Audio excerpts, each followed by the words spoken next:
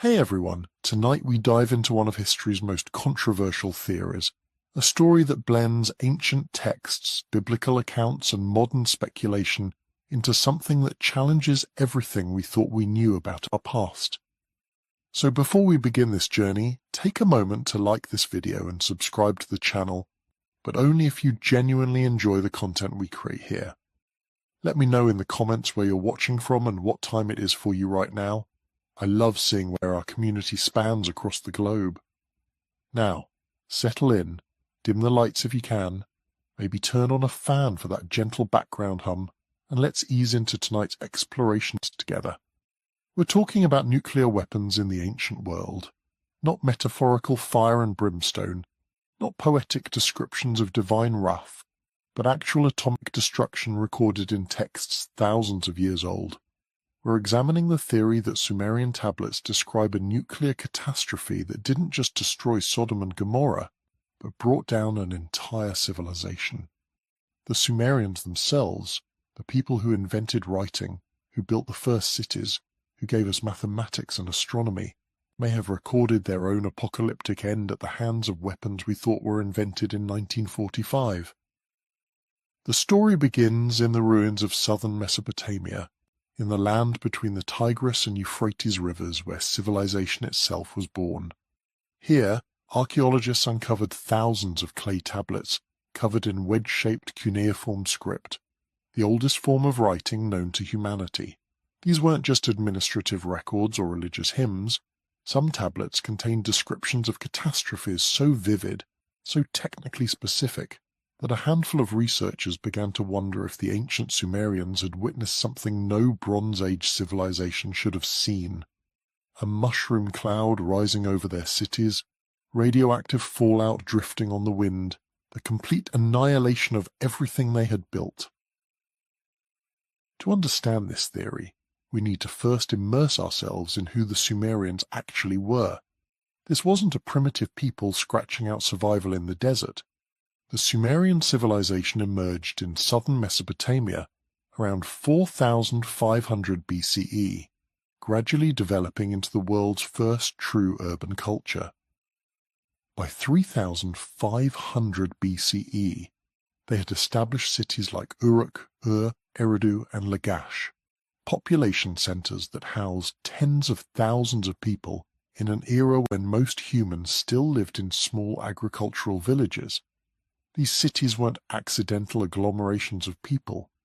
They were planned urban environments with monumental architecture, complex social hierarchies, specialized labor forces, and sophisticated administrative systems.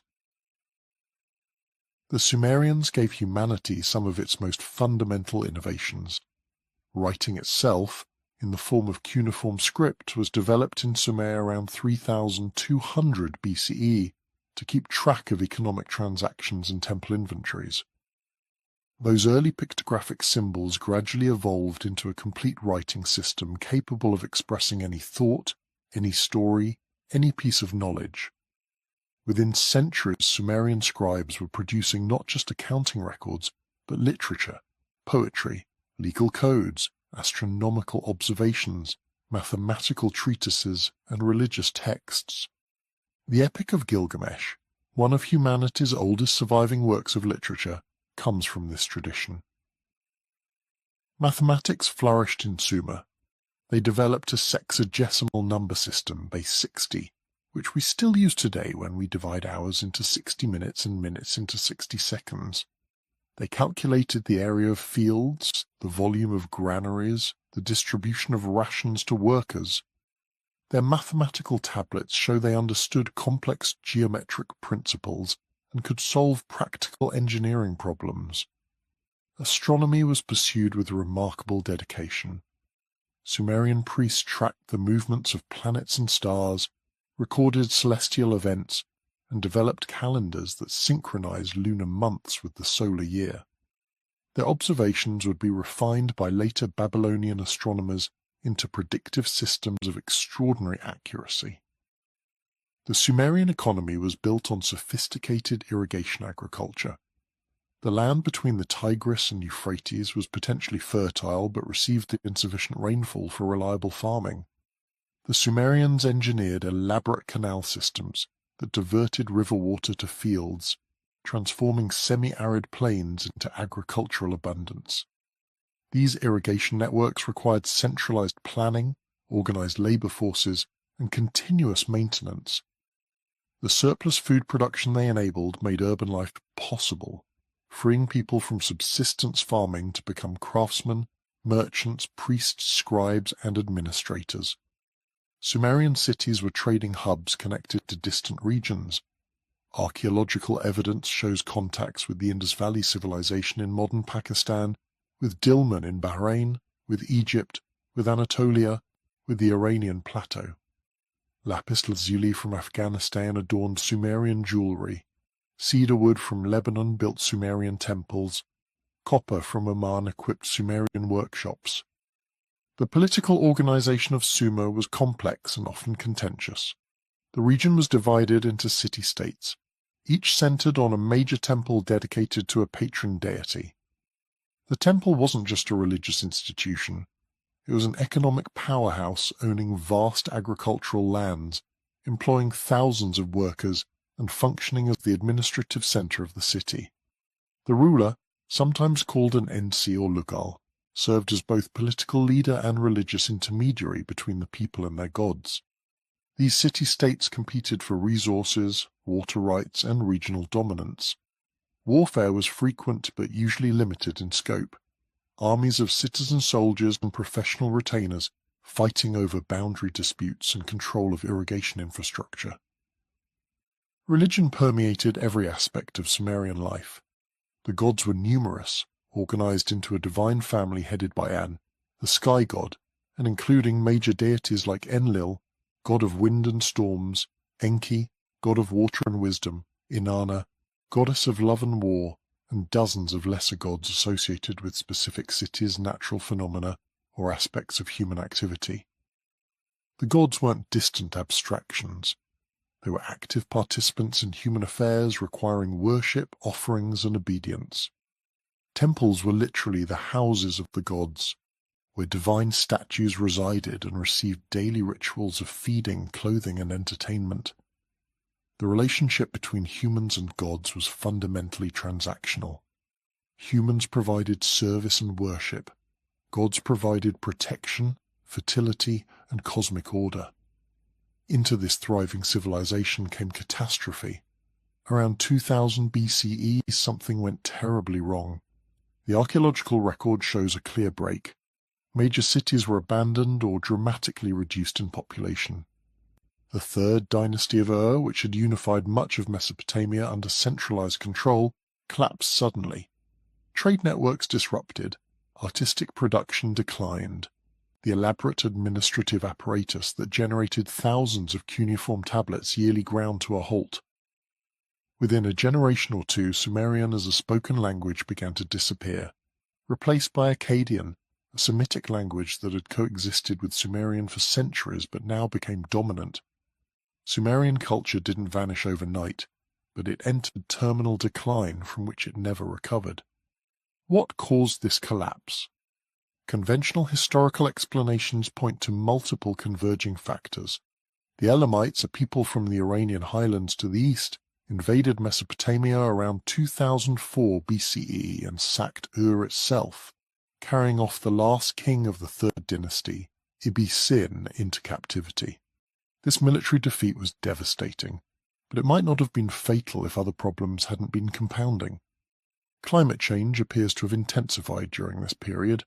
Core samples from the region show evidence of increased aridity. Rainfall patterns shifted. Rivers may have changed course.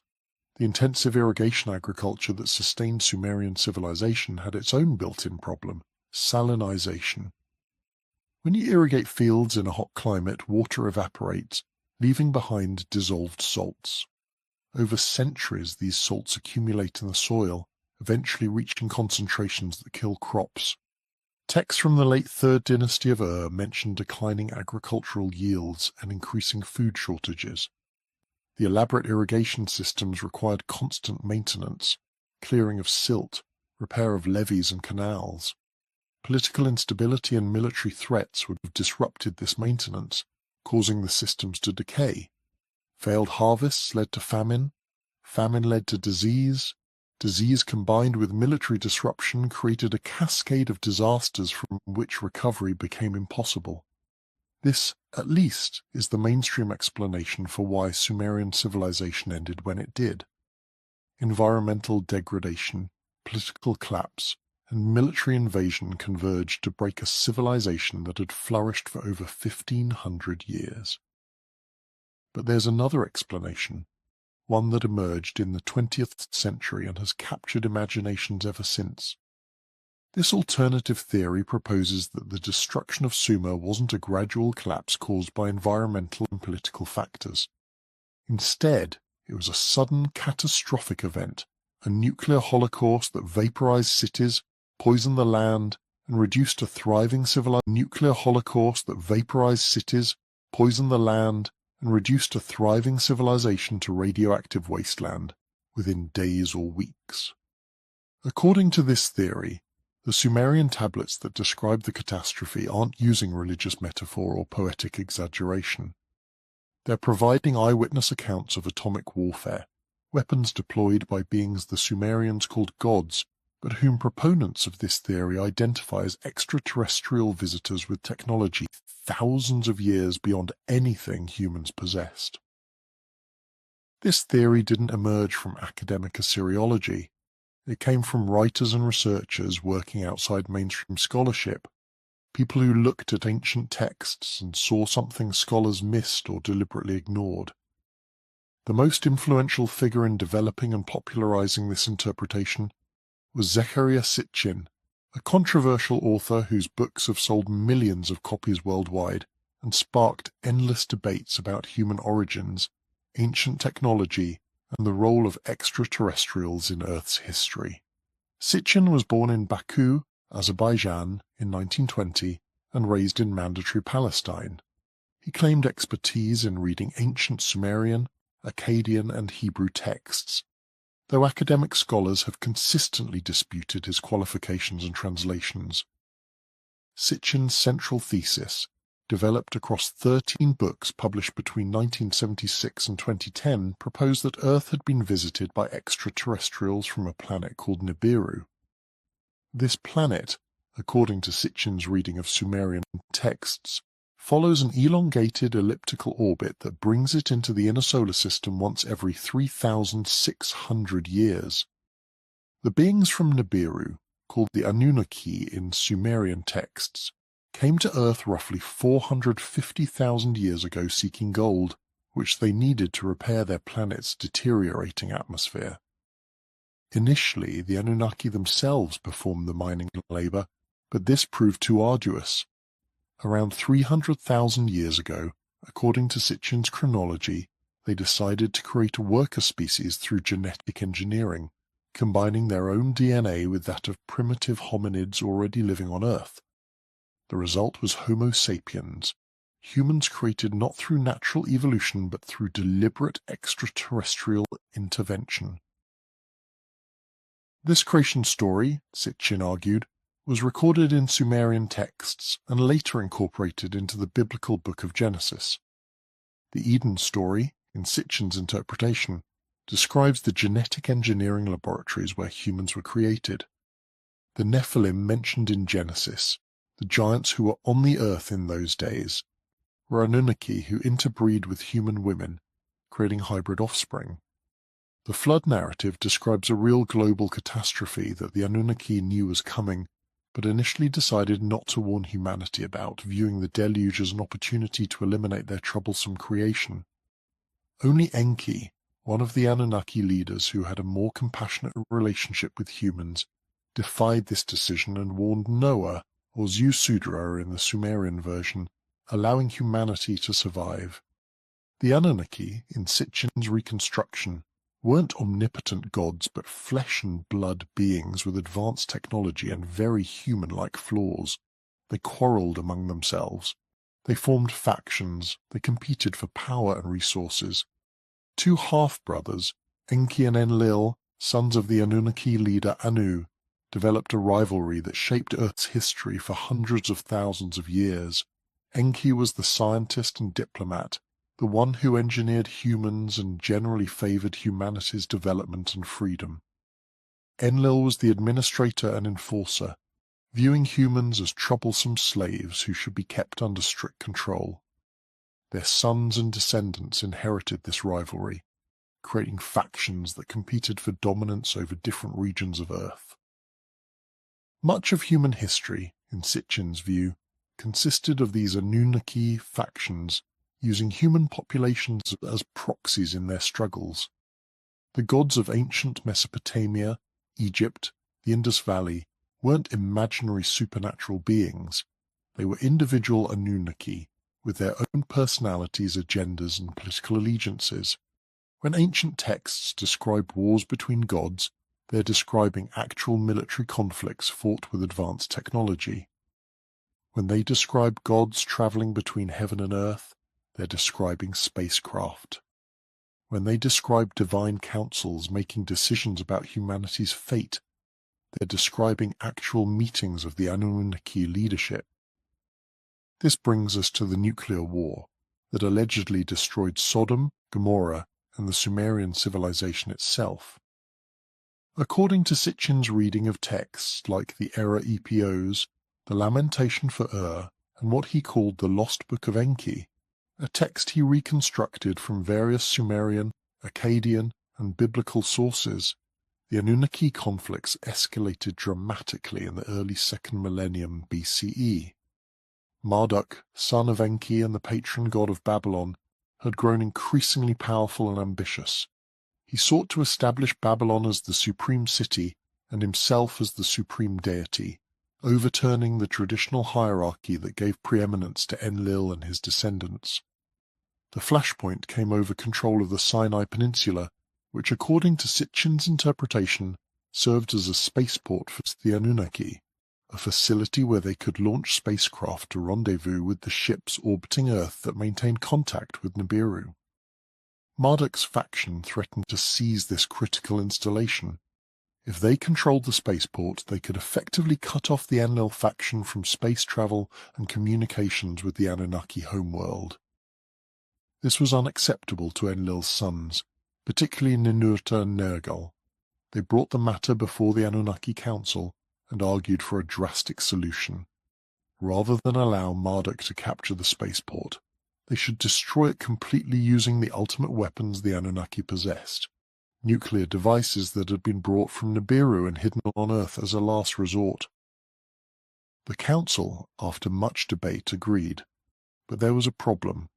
5 cities in the Jordan River Valley, the cities that biblical tradition calls Sodom, Gomorrah, Admah, Zeboim, and Bela, or Zoar, were allied with Marduk's faction. They might serve as bases for his forces if the spaceport were destroyed. The decision was made to destroy these cities as well. The operation would be comprehensive, eliminating both the spaceport infrastructure in the Sinai and the supporting cities to its east in a single devastating strike. Sitchin's reconstruction of the Lost Book of Enki provides a narrative of how this decision was executed. 2 of Enlil's sons, Ninurta and Nergal, were tasked with retrieving the nuclear weapons from their hiding place in Africa and deploying them against the targets. The texts describe 7 weapons of terror, ancient devices of immense destructive power. On the appointed day, these weapons were launched or detonated. The description of what followed reads like an account of nuclear explosions. First came the flash, brightness that outshone the sun, then the terrible heat, so intense that sand melted into glass and stone turned to powder. Massive explosions produced columns of fire and smoke that rose into the stratosphere, mushroom-shaped clouds visible for hundreds of miles. The ground shook as if the earth itself was being torn apart. The cities in the Jordan Valley were vaporized instantly. Stone walls melted. Human bodies were reduced to shadows burned into rock. Everything combustible ignited simultaneously. But this was only the beginning of the catastrophe. The prevailing winds, blowing from west to east, carried the radioactive fallout from the explosions across the desert toward Mesopotamia. This deadly cloud, this evil wind as the Sumerian tablets called it, brought death wherever it drifted. People who seemed healthy one moment would collapse the next, their bodies racked by invisible poison. Animals died, plants withered, water sources became contaminated. The land itself seemed to turn against its inhabitants. The evil wind moved across Sumer systematically, city by city. The tablets described the gods themselves fleeing in terror, abandoning their temples and their worshippers. Ningal, the patron goddess of Ur, is described in the lamentation for Ur as weeping over her beloved city, helpless to protect it from the approaching doom. She begs the other gods to spare Ur, but they tell her the decision has been made, the city's fate is sealed. All she can do is watch as the evil wind envelops Ur, killing its people and rendering it uninhabitable. Within weeks, according to this interpretation, the heartland of Sumerian civilization was a dead zone. The great cities stood empty, fields lay untilled, the irrigation canals filled with silt. The survivors, scattered refugees fleeing the poisoned land, carried with them only memories of what had been and fragmentary understanding of what had destroyed their world. Crucially, the tablets suggest that this destruction was unintended, at least in its scope. The targets were supposed to be the spaceport and the 5 cities.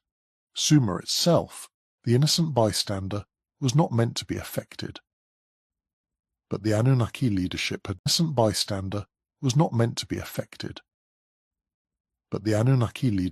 miscalculated.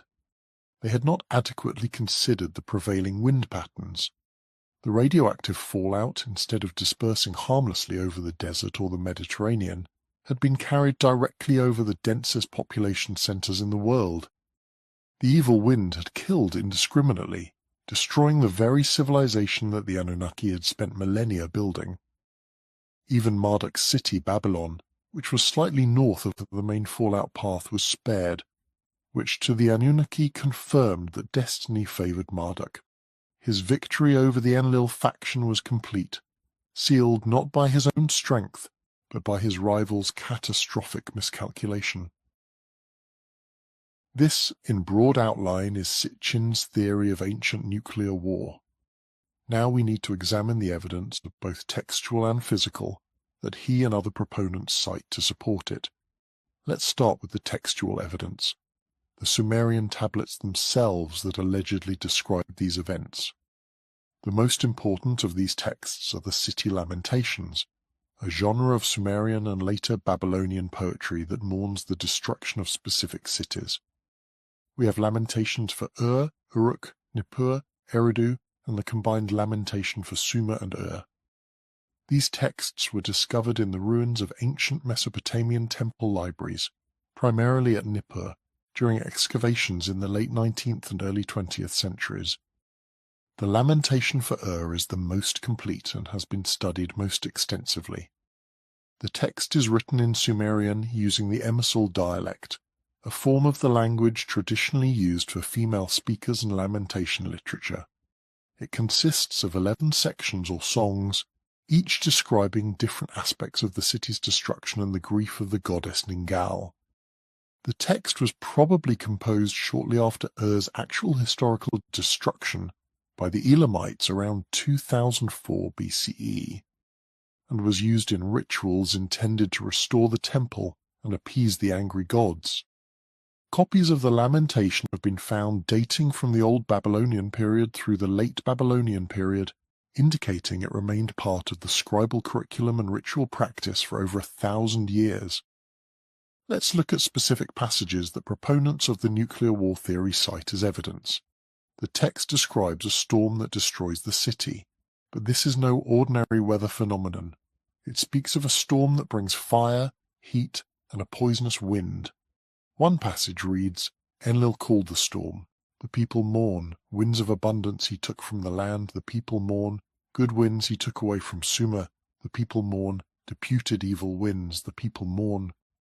The storm is described as coming from the west, from the direction of the Mediterranean Sea, and bringing with it devastation unlike anything previously experienced. The text continues with descriptions that advocates of the nuclear theory find eerily suggestive of atomic explosions and radiation effects. A great storm from heaven, a land-annihilating storm, an evil wind like a rushing torrent, a battling storm joined by a scorching heat. By day it deprived the land of the bright sun. In the evening the stars did not shine. The people, terrified, could hardly breathe. The evil wind clutched them, does not grant them another day. This description emphasizes the wind's toxic quality. It doesn't just blow, it kills. People cannot breathe. They die quickly, suggesting poison rather than simple destruction.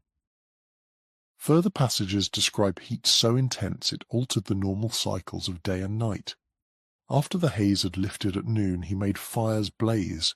He locked up the day and the rising of the bright sun together with the good storm. In the land he did not let the bright sun rise. It shone like the evening star. In the delightful night, the time when coolness sets in, he redoubled the south wind. The scorching potsherds made the dust glow, the people groan.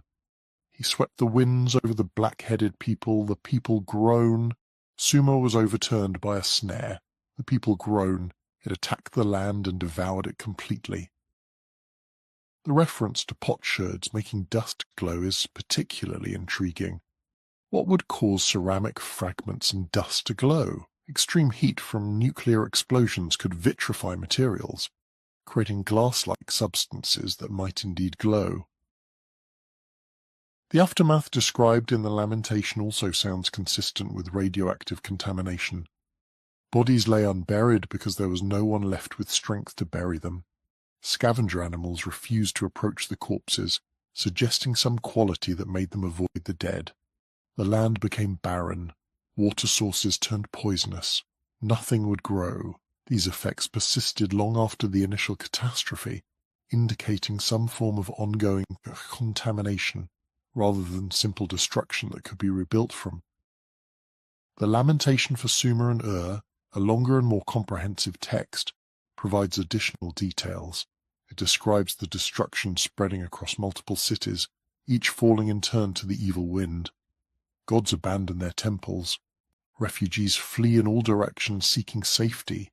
The text emphasizes the totality of the destruction. This wasn't ordinary military conquest where one group defeats another and then occupies their territory. This was annihilation. The cities became uninhabitable. The land itself was poisoned. Restoration would take generations, and even then the great Sumerian civilization would never fully recover its former glory. Another text frequently cited is the Era Epios, a Babylonian poem probably composed in the 8th century BCE but dealing with much earlier events. The poem describes the god Era's decision to attack and destroy the land of Akkad. Era is frustrated with humanity's noise and disrespect. He arms himself with terrible weapons and launches a campaign of destruction. The description of these weapons has caught the attention of alternative historians. The text speaks of weapons that produce extraordinary heat and light, weapons that cause lingering death, weapons whose effects last far beyond the initial use. One passage describes Era's weapons as making the land shine like the sun, an image that could be read as describing nuclear fusion. The Era. Epios also describes a council of gods debating whether to use these weapons, suggesting restraint and caution about their deployment, implying recognition that these weapons were extraordinarily dangerous even to their users. This resonates with modern understanding of nuclear weapons as devices of such power that their use threatens not just enemies, but the entire biosphere. The poem's ending describes Babylon being spared from destruction, while surrounding regions are devastated, a detail that Sitchin incorporated into his narrative of Marduk's city being protected while the Enlil faction's territories were destroyed by their own weapons. Biblical texts add another layer to the textual evidence. The book of Genesis provides the most famous account of urban destruction in the ancient Near East, the story of Sodom and Gomorrah. Genesis chapters 18 and 19 describe Abraham receiving 3 divine visitors who inform him they're traveling to investigate reports of Sodom's wickedness. Abraham, whose nephew Lot lives in Sodom, negotiates with the visitors, asking if the city will be spared if righteous people can be found there. The visitors agree to spare the cities for the sake of 10 righteous individuals, but Abraham suspects correctly that even 10 cannot be found. The visitors proceed to Sodom, where Lot greets them and insists they stay at his house rather than in the city square. That night the men of Sodom surround the house, demanding that Lot send out his guests so they can assault them. This scene establishes the complete moral corruption of Sodom. The city's men are willing to commit violent sexual assault against visitors, one of the gravest sins in ancient Near Eastern culture where hospitality was sacred. Lot offers his virgin daughters to the mob instead, an offer that appalls modern readers but which reflects the absolute priority ancient culture placed on protecting guests. The mob refuses and tries to break down the door. The divine visitors strike the attackers with blindness and warn Lot to gather his family and flee immediately. At dawn they physically drag Lot, his wife, and his daughters out of the city, commanding them to run to the hills and not look back. Lot begs to flee to the nearby city of Zoar instead, and the visitors agree, promising to spare that city. As Lot's family reaches Zoar, the destruction begins. Genesis 19 verse 24 states, "Then the Lord rained down burning sulfur on Sodom and Gomorrah from the Lord out of the heavens." The next verse continues, "Thus he overthrew those cities and the entire plain, destroying all those living in the cities and also the vegetation in the land." Abraham, watching from a distance, sees dense smoke rising from the land like smoke from a furnace. Lot's wife disobeys the command not to look back, turns around, and becomes a pillar of salt. The cities are completely annihilated. Nothing survives. The region becomes a permanent wasteland. For thousands of years this was understood as straightforward divine judgment, God punishing sin through supernatural means. But proponents of the ancient nuclear war theory read it quite differently. The warning not to look back could be protecting people from the thermal flash of a nuclear explosion. Looking directly at a nuclear detonation causes immediate blindness from the intense light. Lot's wife, turning back, might have been caught in the thermal pulse and killed instantly, her body perhaps vitrified or crystallized into a pillar-like shape through the extreme heat. The burning sulfur falling from heaven could describe burning debris ejected by the explosion. Burning sulfur falling from heaven could describe burning debris ejected by the explosion. The dense smoke rising like smoke from a furnace perfectly describes a mushroom cloud. The complete destruction of vegetation matches the effects of nuclear blast waves that strip everything from the landscape. The fact that the region remained uninhabitable, becoming the desolate Dead Sea area, could reflect long-term radioactive contamination. Even the detail about Abraham watching from a safe distance and seeing the smoke could reflect someone outside the immediate blast radius observing the aftermath. Deuteronomy 29 verses 22 and 23 reference this destruction. The whole land burned out with brimstone and salt, nothing sown, nothing sprouting, no vegetation growing, like the overthrow of Sodom and Gomorrah. This description of complete biological devastation lasting indefinitely sounds consistent with radioactive contamination. Other biblical passages reference Sodom and Gomorrah's destruction as a paradigm of divine judgment. Isaiah, Jeremiah, Ezekiel, and the New Testament book of Jude all mention these cities as examples of complete destruction. Interestingly, some passages suggest the sin being punished wasn't primarily sexual. Ezekiel 16 verse 49 states, "This was the sin of your sister Sodom. She and her daughters were arrogant, overfed, and unconcerned. They did not help the poor and needy." This suggests a more complex understanding of Sodom's wickedness than just sexual immorality, focusing on social injustice and lack of compassion. But that's a theological discussion beyond our current focus. The textual evidence from both Sumerian and biblical sources thus provides descriptions of catastrophic destruction involving fire from heaven, poisonous winds, intense heat, and long-lasting contamination. These descriptions can be read as consistent with nuclear explosions and radioactive fallout, though they can also be interpreted in other ways. Ancient peoples lacked vocabulary and concepts for nuclear physics. If they witnessed such events, they would describe them using available religious and poetic language, which is exactly what we see in these texts. The question becomes whether these descriptions require nuclear weapons to explain them, or whether natural disasters and conventional warfare, filtered through ancient religious worldviews, could produce similar accounts. This brings us to the physical evidence. If nuclear weapons were actually used in the ancient Near East, we should find material evidence at the alleged blast sites. We should find unusual radiation levels, vitrified materials created by extreme heat, geological disruption consistent with massive explosions, and possibly radioactive isotopes with half-lives long enough to still be detectable 4,000 years later. The two main locations where researchers have claimed to find such evidence are Mohenjo-Daro in the Indus Valley and the southern Dead Sea region where Sodom and Gomorrah are believed to have been located. Mohenjo-Daro deserves extended attention because it's become the poster child for ancient nuclear destruction theories. This site, located in modern Pakistan's Sindh province, represents one of the major urban centers of the Indus Valley civilization.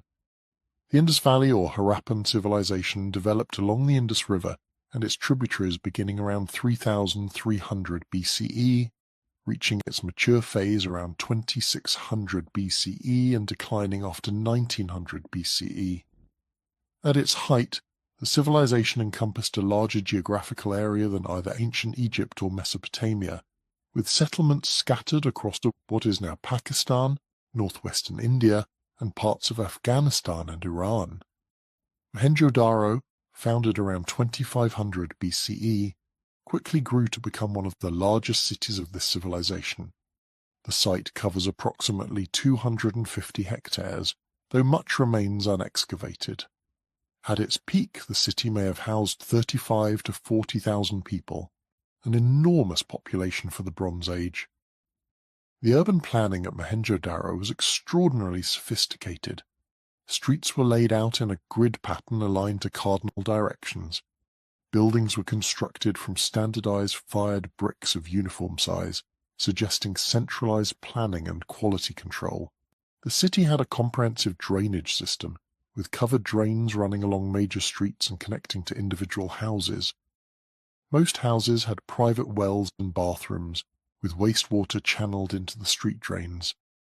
This level of urban sanitation wouldn't be matched in Europe until the Roman period, roughly 1500 years later, and wouldn't be seen again in many regions until the Industrial Revolution. The city contained public buildings, including the famous Great Bath, a large rectangular pool surrounded by rooms that may have been used for ritual purification. Granaries capable of storing massive amounts of grain suggest centralized food distribution. Workshops produce standardized weights and measures, copper tools, pottery, jewelry, and carved seals bearing Indus script symbols. The Indus script itself, found on thousands of seals and pottery fragments, remains undeciphered despite extensive efforts. Without being able to read Indus texts, we don't have direct access to Harappan thought, political structures, or religious beliefs. We can only infer from archaeological remains. What we see suggests a remarkably egalitarian society compared to contemporary civilizations. There are no obvious palaces or temples dominating the cityscape. Housing, while varying in size, doesn't show the extreme wealth disparities visible in Mesopotamian or Egyptian cities. There's little evidence of warfare, no city walls, no weapons caches, no artistic depictions of battles or military victories. The Indus Valley civilization appears to have been unusually peaceful and cooperative for a Bronze Age society. Then, sometime between 1900 and 1500 BCE, Mohenjo-Daro and other Indus cities were abandoned. The civilization collapsed, writing disappeared, long-distance trade networks dissolved, urban populations dispersed. For thousands of years, Mohenjo-Daro lay buried under layers of silt until British archaeologists began excavations in the 1920s.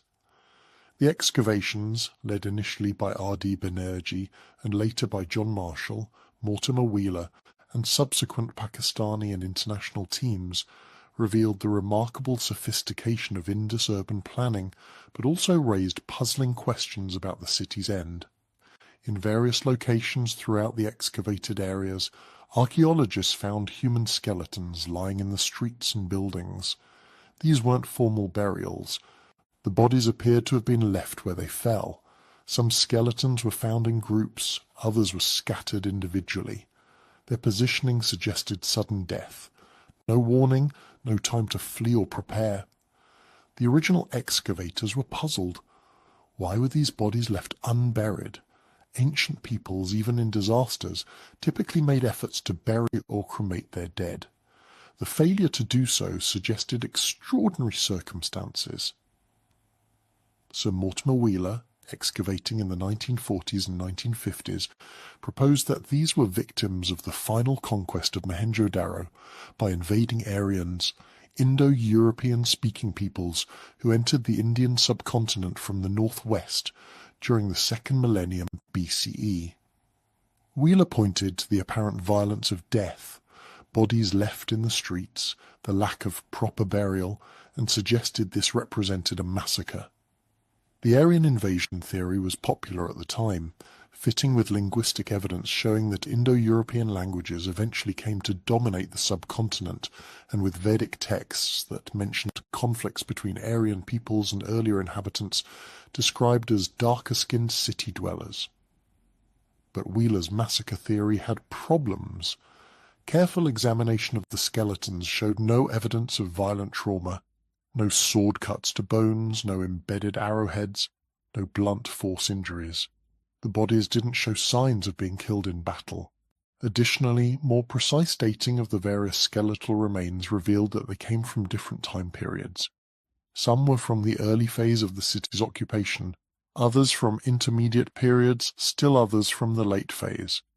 They weren't all victims of a single catastrophic event. The distribution of bodies across different stratigraphic layers proved they had died over many centuries, not all at once. This effectively demolished the massacre theory. These weren't battle victims. They were simply poorly documented or disturbed burials from various periods of the city's history. But the alternative nuclear destruction theory had already taken root. In 1979, British researcher David Davenport published a book titled Atomic Destruction in 2000 BC, arguing that Mohenjo-Daro had been destroyed by a nuclear explosion.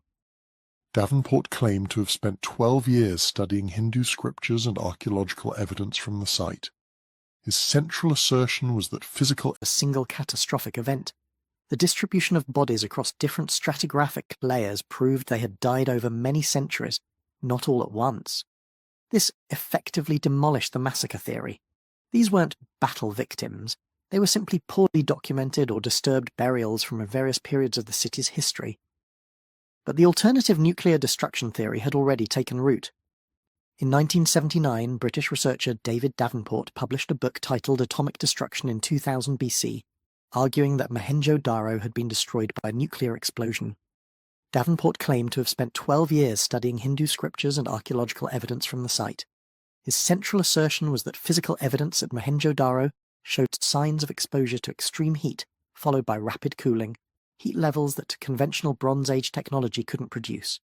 He reported finding vitrified pottery fragments, stones that appeared to have been partially melted, and bricks that were melted on one side but not the other, suggesting exposure to an intense directional heat source. Most dramatically, Davenport claimed to have identified an epicenter of destruction about 50 yards wide, where everything had been crystallized, fused, or melted. Moving outward from this epicenter, the damage decreased in a pattern consistent with a blast radiating from a central point. At about 60 yards from the epicenter, according to Davenport, bricks were melted on one side, the side facing the epicenter, but intact on the other side. This directional melting, he argued, could only be explained by an intense burst of heat from a specific location, like what a nuclear explosion would produce. Beyond this blast radius, the city showed less damage, with structures increasingly intact the farther one moved from the alleged epicenter. Davenport also cited reports of radioactive skeletons. Soviet researcher A. Gorbovsky, in his 1966 book Riddles of Ancient History, claimed that at least one skeleton from the Mohenjo-Daro region showed radioactivity levels 50 times higher than normal background radiation. This single assertion became one of the most repeated pieces of evidence for ancient nuclear destruction. If true, it would be extraordinarily difficult to explain through natural processes. Human bones don't spontaneously become radioactive. They can become radioactive through exposure to intense radiation, but where would such radiation come from in 2000 BCE except from nuclear weapons? The problem is that Gorbovsky's claim is virtually impossible to verify. He provided no specific details about where this skeleton was found, when it was tested, who performed the tests, or what the actual measurements were. Attempts by subsequent researchers to locate the original skeleton, or any laboratory reports confirming the radiation measurements, have failed. The skeleton, if it ever existed, has vanished from the archaeological record. Some scholars suggest Gorbovsky may have misunderstood or misrepresented information about naturally high background radiation in certain regions of India where thorium-rich monazite sands exist. These areas do show elevated radiation levels, but this is a geological phenomenon unrelated to nuclear weapons. The vitrification claims also fall apart under scrutiny. Pottery, by definition, has been exposed to high heat during its manufacture. Clay is transformed into ceramic through firing in kilns at temperatures typically between 800 and 1200 degrees Celsius. The glassy appearance of pottery sherds is often the result of this original firing process or the addition of glazes. True vitrification of stone, the kind produced by nuclear explosions, creates distinctive glassy formations called trinitite, named after the Trinity nuclear test site in New Mexico, where it was first observed after the 1945 atomic bomb test. Trinitite forms when silica-rich soil is heated to temperatures exceeding 1500 degrees Celsius and then cools rapidly.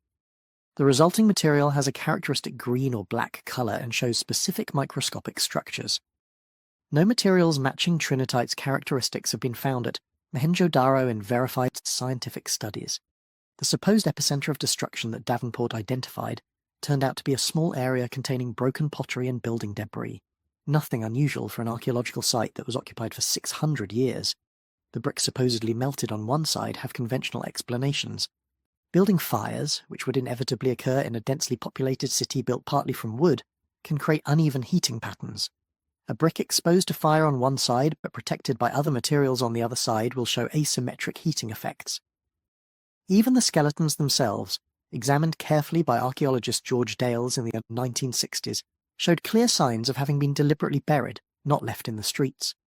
The unusual positioning wasn't evidence of people fleeing a nuclear blast, but rather reflected different burial customs or the disturbed nature of burials after thousands of years. Bones shift over time as soil settles, structures collapse, and subsequent construction disturbs earlier deposits. The romantic image of people dying in each other's arms, frozen in their final moments by atomic fire, doesn't match the archaeological reality of fragmentary skeletal remains from disturbed burial contexts. The supposed mystery of why scavengers didn't disturb the bodies also has a prosaic explanation. Mohenjo-Daro is located in one of the hottest, driest regions on Earth, where summer temperatures regularly exceed 50 degrees Celsius. These conditions are ideal for preservation through desiccation. Bodies dry out quickly rather than decomposing, and scavenger activity is reduced because there's less nutritional value in dried-out remains. The preservation of organic materials at the site, including wooden artifacts and plant remains, is actually quite good because of the dry conditions, not despite them. So the physical evidence from Mohenjo-Daro, examined critically, doesn't support the nuclear explosion hypothesis. The radioactive skeletons are unverified and likely never existed. The vitrified materials can be explained through conventional processes. The destruction patterns don't show the characteristics we'd expect from a nuclear blast. The skeletal remains aren't victims of a single catastrophic event but represent normal burials from across 6 centuries of occupation. This leaves us with the question of what actually did cause the Indus Valley civilization's collapse. Mainstream archaeology points to environmental factors as the primary culprits. Climate change appears to have played a significant role. Around 1900 BCE, the monsoon patterns that the Indus civilization depended on for agriculture shifted. Rainfall decreased across the region. Rivers, including the Indus itself and the now disappeared Saraswati River, may have changed course or reduced in volume. The sophisticated urban infrastructure that made Indus cities viable was designed for a specific set of environmental conditions. When those conditions changed, the cities became increasingly difficult to maintain. Agricultural yields declined. Trade networks, which depended on reliable river transport, became less viable. Economic stress mounted. Archaeological surveys show that as the large urban centres declined, population dispersed to smaller agricultural settlements in regions that remained viable. People didn't disappear, they moved, adapting to new environmental realities. The Indus script fell out of use, perhaps because the centralised administrative structures that required written record-keeping had dissolved. But cultural continuity persisted. Many aspects of Harappan culture can be traced into later Indian civilization. The abandonment of cities like Mohenjo-daro wasn't an instantaneous catastrophe, but a gradual process as environmental change made urban life unsustainable. This brings us to the Dead Sea region, the alleged location of Sodom and Gomorrah, and another site where proponents claim to find evidence of ancient nuclear destruction. The search for Sodom and Gomorrah has occupied biblical archaeologists for over a century. If these cities existed historically and were destroyed as Genesis describes, where were they located? The biblical text places them in the Jordan River Valley near the Dead Sea, in what's called the Valley of Siddim. Over the years, several archaeological sites in the region have been proposed as candidates. The most prominent are Babet Dera and Numeira, both located on the southeastern shore of the Dead Sea in modern Jordan. Excavations at these sites, beginning in the 1960s and continuing through the 1990s, revealed substantial early Bronze Age settlements. Babet Dera was a significant fortified town occupied from approximately 3,300 to 2350 BCE. The site covers about 10 hectares and to 2350 BCE. The site covers about 10 hectares and includes defensive walls, densely packed buildings, and a large cemetery area. Numeira, about 7 miles to the south, was smaller and occupied for a shorter period, perhaps less than a century before its destruction around the same time as Babet Dera. Both sites show clear evidence of destruction by fire. At Babet Dera, a layer of ash and burned debris about 3 feet thick covers large portions of the site. The destruction was intense and thorough. Buildings collapsed, roofs burned, everything combustible was consumed. The cemetery area, which contained charnel houses used for secondary burial of skeletal remains, also showed signs of fire, with some structures burned from the roof downward. At Numeira, the destruction was even more complete. The entire settlement appears to have been consumed by fire in a single catastrophic event. For researchers seeking the historical Sodom and Gomorrah, these sites seemed promising. They were located in the right region. They were destroyed by fire during the early Bronze Age, roughly contemporaneous with the traditional dating of Abraham around 2000 BCE. The archaeological evidence suggested that multiple sites in the Dead Sea region were destroyed at approximately the same time, matching the biblical account of 5 cities being destroyed together. The timing, location, and nature of destruction all aligned with the Genesis narrative. But what caused the fires? This is where interpretations diverge sharply. The nuclear explosion theory proposes that these sites were targeted for destruction along with the Sinai spaceport, vaporized by atomic weapons. The evidence cited includes reports of unusual vitrification at the sites, claims of elevated radiation levels in the region, and the intensity of the destruction which allegedly exceeds what conventional Bronze Age warfare could achieve. Some proponents point to glass fragments allegedly found in the region and claim to be similar to trinitite from nuclear test sites. However, these claims face the same verification problems as the Mohenjo-daro evidence. The glass fragments have not been subjected to peer-reviewed scientific analysis establishing their origin. The radiation measurements, like those from Mohenjo-daro, are poorly documented and impossible to verify. The vitrification, when examined critically, turns out to be much less dramatic than initially claimed or explainable through conventional high-temperature processes like pottery kilns or intensive fires. The intensity of the destruction, while certainly significant, isn't beyond what we'd expect from cities burned in warfare or natural disasters. The natural disaster explanation offers a scientifically grounded alternative. The Dead Sea sits in a deep rift valley, part of the same tectonic system that created the Red Sea and the East African Rift. This region is extraordinarily active geologically. Earthquakes are common. The entire Jordan Valley represents a major fault line between the African and Arabian tectonic plates. The geological stresses in this region are immense and occasionally releasing catastrophic seismic events. Additionally, the Dead Sea region is rich in natural petroleum deposits, sulfur, bitumen, and natural gas. These materials seep to the surface in various locations around the sea. Geologist Frederick Clapp, who surveyed the area in 1929 and 1934, proposed that an earthquake could have triggered the release of large quantities of these flammable materials. Natural gas and petroleum forced up through fissures opened by the quake could have ignited from any number of sources: lightning strikes, cooking fires, or spontaneous combustion. The result would be exactly what Genesis describes: burning material falling from the sky as pressurized gas and liquid hydrocarbons shot up through fissures and ignited. Intense fires consuming everything in their path. Complete destruction of multiple cities in quick succession as the geological disruption affected the entire valley. This scenario explains all the observed features without requiring nuclear weapons. The fire would be intense enough to destroy stone buildings. The combustion of petroleum and sulfur would produce dense black smoke rising like smoke from a furnace. The region would remain dangerous or even uninhabitable afterward if geological instability continued or if the landscape had been fundamentally altered by the earthquake. Geological studies of the Dead Sea have confirmed multiple episodes of catastrophic change. Core samples from the seabed show layers of sediment disrupted by seismic events. The shoreline has fluctuated dramatically over millennia, with the sea level rising and falling by hundreds of feet in response to tectonic and climatic changes. The early Bronze Age, when Babed Dura and Numera were destroyed, was a period of significant climatic and geological instability across the Near East. Multiple sites throughout the region show evidence of destruction and abandonment around 2300 to 2000 BCE.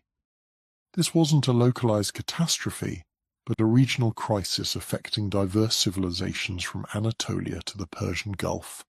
The causes were probably multiple and interconnected: climate change reducing rainfall, increased seismic activity disrupting settlements, social and political instability leading to increased warfare, trade network disruptions cascading through interconnected economies. In this context of widespread disruption, the destruction of cities in the Dead Sea Valley doesn't require nuclear weapons. It fits within the broader pattern of Bronze Age crisis. Yet another theory has been proposed to explain both Sodom and Gomorrah and the broader Bronze Age disruptions: an asteroid impact. In 2008, researchers Alan Bond and Mark Hempsel published analysis of a Sumerian clay tablet from Nineveh called the Planisphere. This tablet, they argued, recorded a contemporary astronomical observation of an asteroid strike.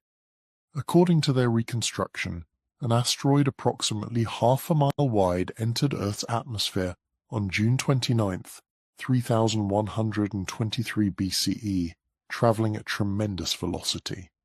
The object struck the Austrian Alps at Kofels, but didn't survive to impact the ground. Instead, it exploded in the atmosphere, creating a massive airburst similar to but vastly more powerful than the 1908 Tunguska event in Siberia. The explosion would have been visible across Europe and the Near East.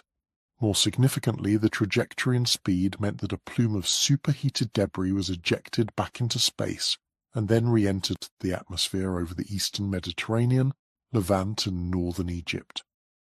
This re-entry plume, thousands of pieces of rock heated to incandescence by atmospheric friction, would have created an intense thermal pulse over a swath of territory.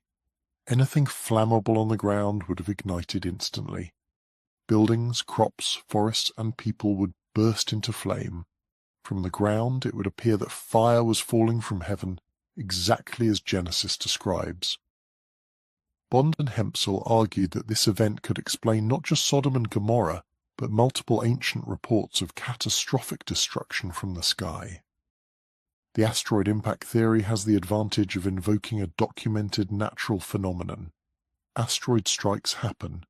We have geological evidence of numerous impacts throughout Earth's history. Large airbursts can devastate enormous areas without leaving obvious craters. The Tunguska event in 1908 flattened 800 square miles of Siberian forest, but left no impact crater because the object exploded in the atmosphere before reaching the ground. An asteroid several times larger could certainly produce the kind of regional devastation described in ancient texts. However, the asteroid theory has its own problems. The timing doesn't quite work. The alleged Kofels event, if it happened at all, occurred around 3123 BCE, more than 1,000 years before the destruction of Babed-Dura and Numera, around 2300 BCE. To connect the asteroid to Sodom and Gomorrah requires either misdating the impact or arguing that the effects somehow persisted for over a millennium, neither of which is plausible. Additionally, the interpretation of the planisphere tablet is highly controversial. Many Assyriologists argue the tablet is an astronomical calculation or divination text, rather than a record of a specific observed event. The identification of specific constellations and the reconstruction of the asteroid's trajectory require numerous assumptions that the other scholars find unwarranted. So we're left with competing explanations for the destruction of these ancient cities: nuclear war, natural geological catastrophe, asteroid impact, or conventional warfare and environmental collapse. Each theory has its proponents, its evidence, and its weaknesses. The nuclear war theory, while imaginative and addressing some features of the textual descriptions, lacks verifiable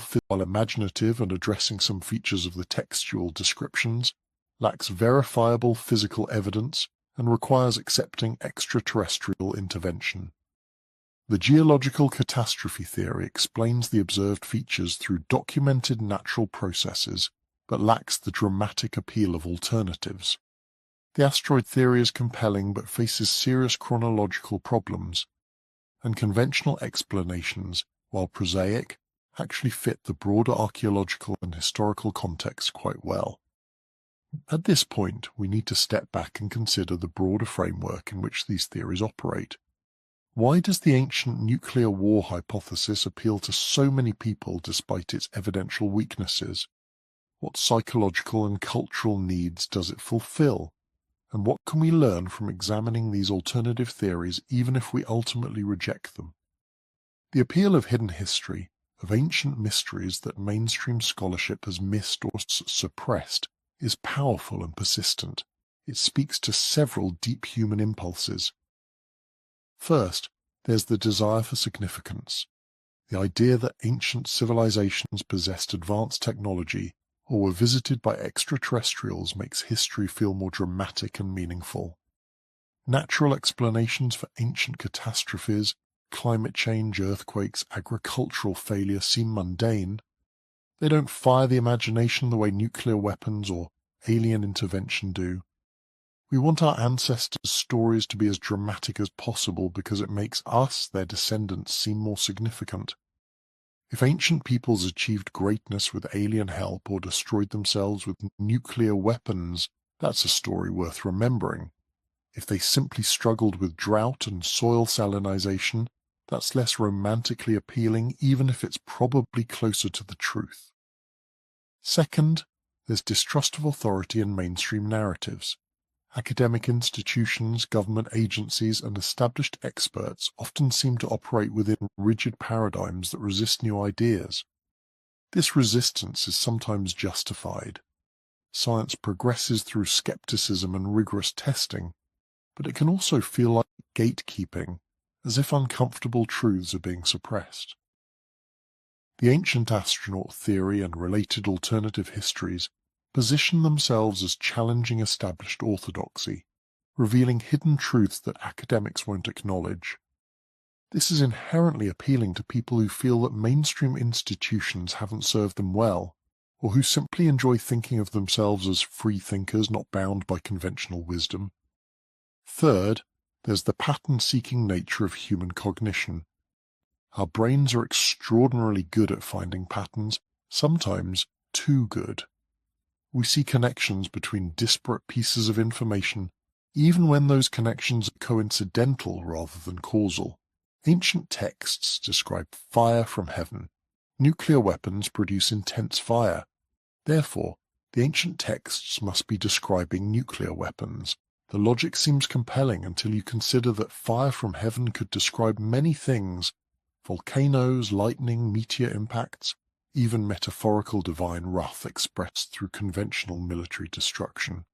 Pattern matching feels like insight, like pieces of a puzzle clicking into place. And that feeling is psychologically rewarding even when the pattern we've identified is illusory. Fourth, there's the appeal of secret knowledge. Believing in ancient nuclear war or extraterrestrial intervention makes one part of a select group who see through conventional lies. This is psychologically satisfying. It positions believers as more perceptive and independent-minded than the masses who accept mainstream narratives. Online communities dedicated to alternative history reinforce this through shared discourse and mutual validation. Social media algorithms amplify this effect by showing people content similar to what they've previously engaged with, creating echo chambers where alternative theories are constantly reinforced, and mainstream skepticism is framed as close-mindedness or deliberate suppression. The internet has fundamentally changed how alternative theories spread. Before the web, ideas like ancient nuclear war circulated in books and magazines with limited reach. Television programs occasionally featured these theories but were constrained by broadcast schedules and limited channel capacity. Now, YouTube videos, blogs, podcasts, and social media posts allow these ideas to find global audiences instantly. Content creators can bypass traditional gatekeepers and speak directly to interested viewers. Algorithms favor engagement over accuracy, and conspiracy theories are engaging. They're dramatic. They challenge authority. They promise revelation. A video claiming that aliens nuked Sodom and Gomorrah will get more views than a careful archaeological analysis of early Bronze Age urbanism in the Levant. This doesn't mean the mainstream interpretation is correct simply because it's less sensational. Truth isn't determined by how interesting it is, but it does mean we need to be especially careful about evaluating dramatic claims. Our cognitive biases make us want to believe exciting stories. We need to consciously counteract this tendency by demanding rigorous evidence and being willing to accept prosaic explanations when they fit the facts better than dramatic alternatives. The fact that some ancient texts mention fire falling from the sky doesn't prove nuclear weapons any more than modern superhero comics will prove to future archaeologists that 21st century humans had flying heroes in colorful costumes. We need to distinguish between metaphor, religious language, poetic exaggeration, and literal description.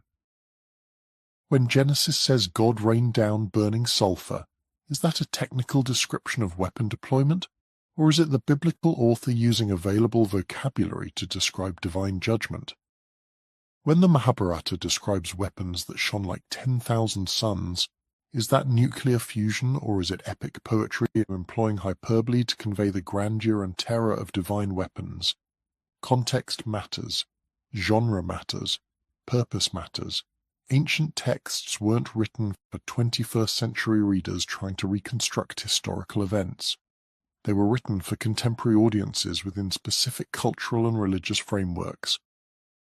The Lamentation for Ur was a ritual text used in ceremonies meant to appease angry gods and restore the temple.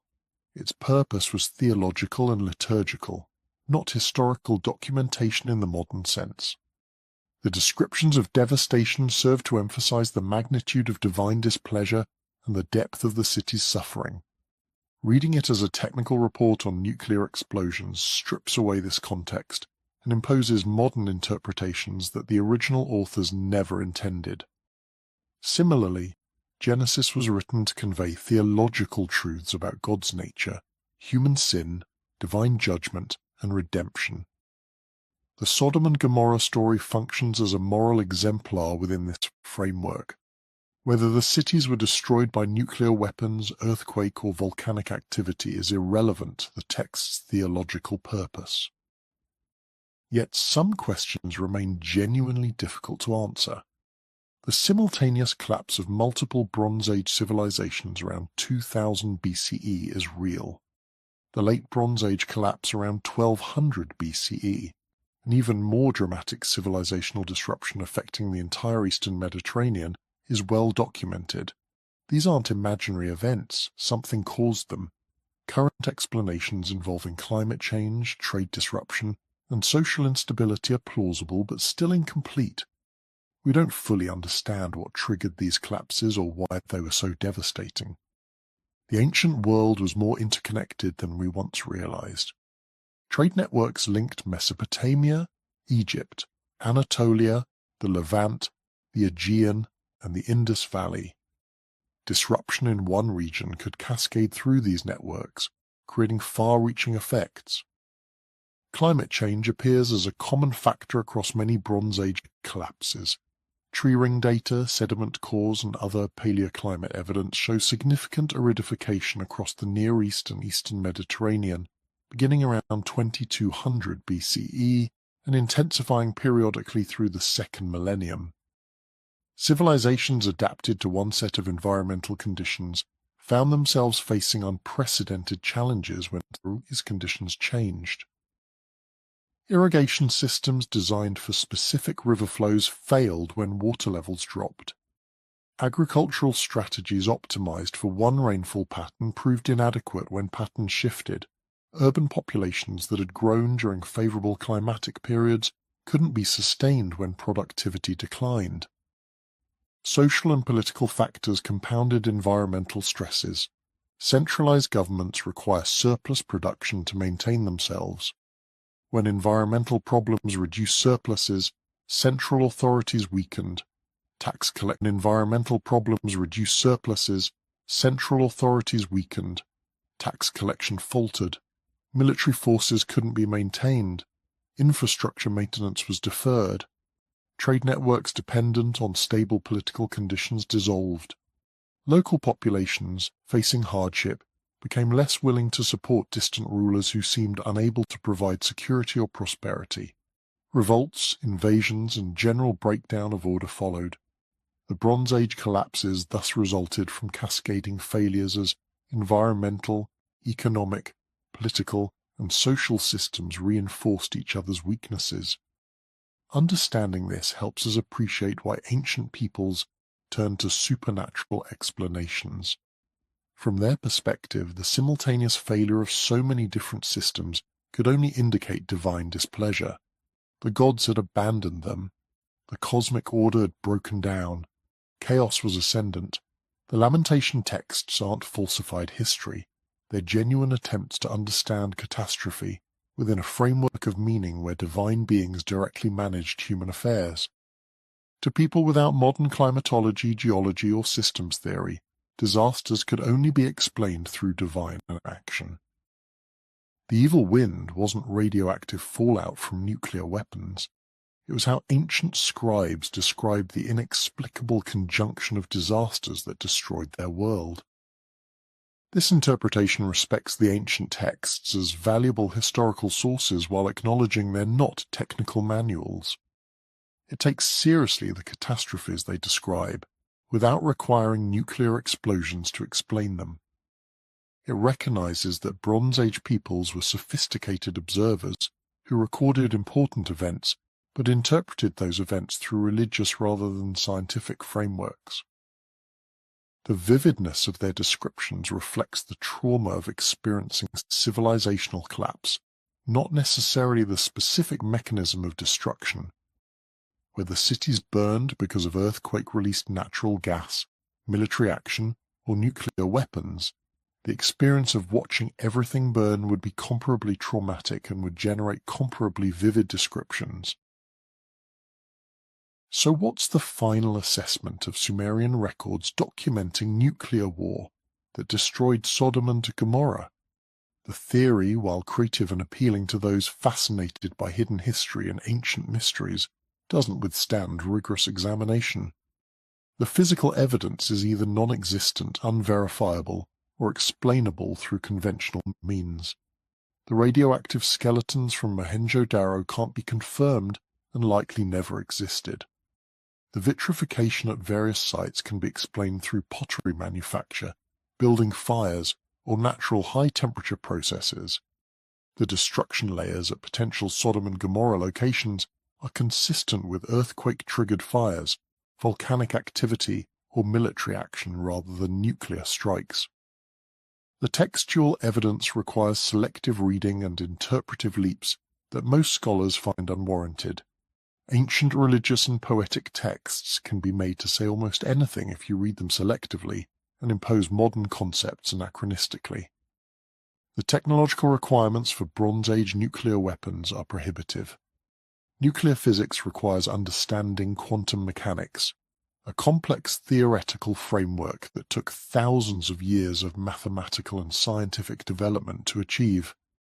You can't develop nuclear weapons without first having calculus, without understanding atomic structure, without having the industrial capacity to refine uranium or plutonium, without precision manufacturing capabilities far beyond Bronze Age metallurgy. The alternative astronaut explanation that extraterrestrials gave ancient peoples nuclear weapons sidesteps the technological impossibility, but creates its own problems. Why would interstellar-capable aliens use nuclear weapons, a technology that humans themselves may soon view as primitive once we develop fusion reactors or more exotic energy sources? Why would they leave no other traces, no artifacts, no devices, nothing that couldn't be produced by Bronze Age technology? The lack of any definitively alien artifacts in the archaeological record is deafening. Every excavated site, every museum collection, every laboratory analysis confirms that ancient peoples used technologies appropriate to their era. Bronze tools, clay tablets, stone construction, nothing that requires invoking extraterrestrial intervention. The conspiracy theory that such artifacts exist but are being suppressed requires thousands of archaeologists, museum curators, laboratory technicians, and academic researchers worldwide to maintain perfect silence about discoveries that would make their careers. Archaeologists don't suppress revolutionary findings.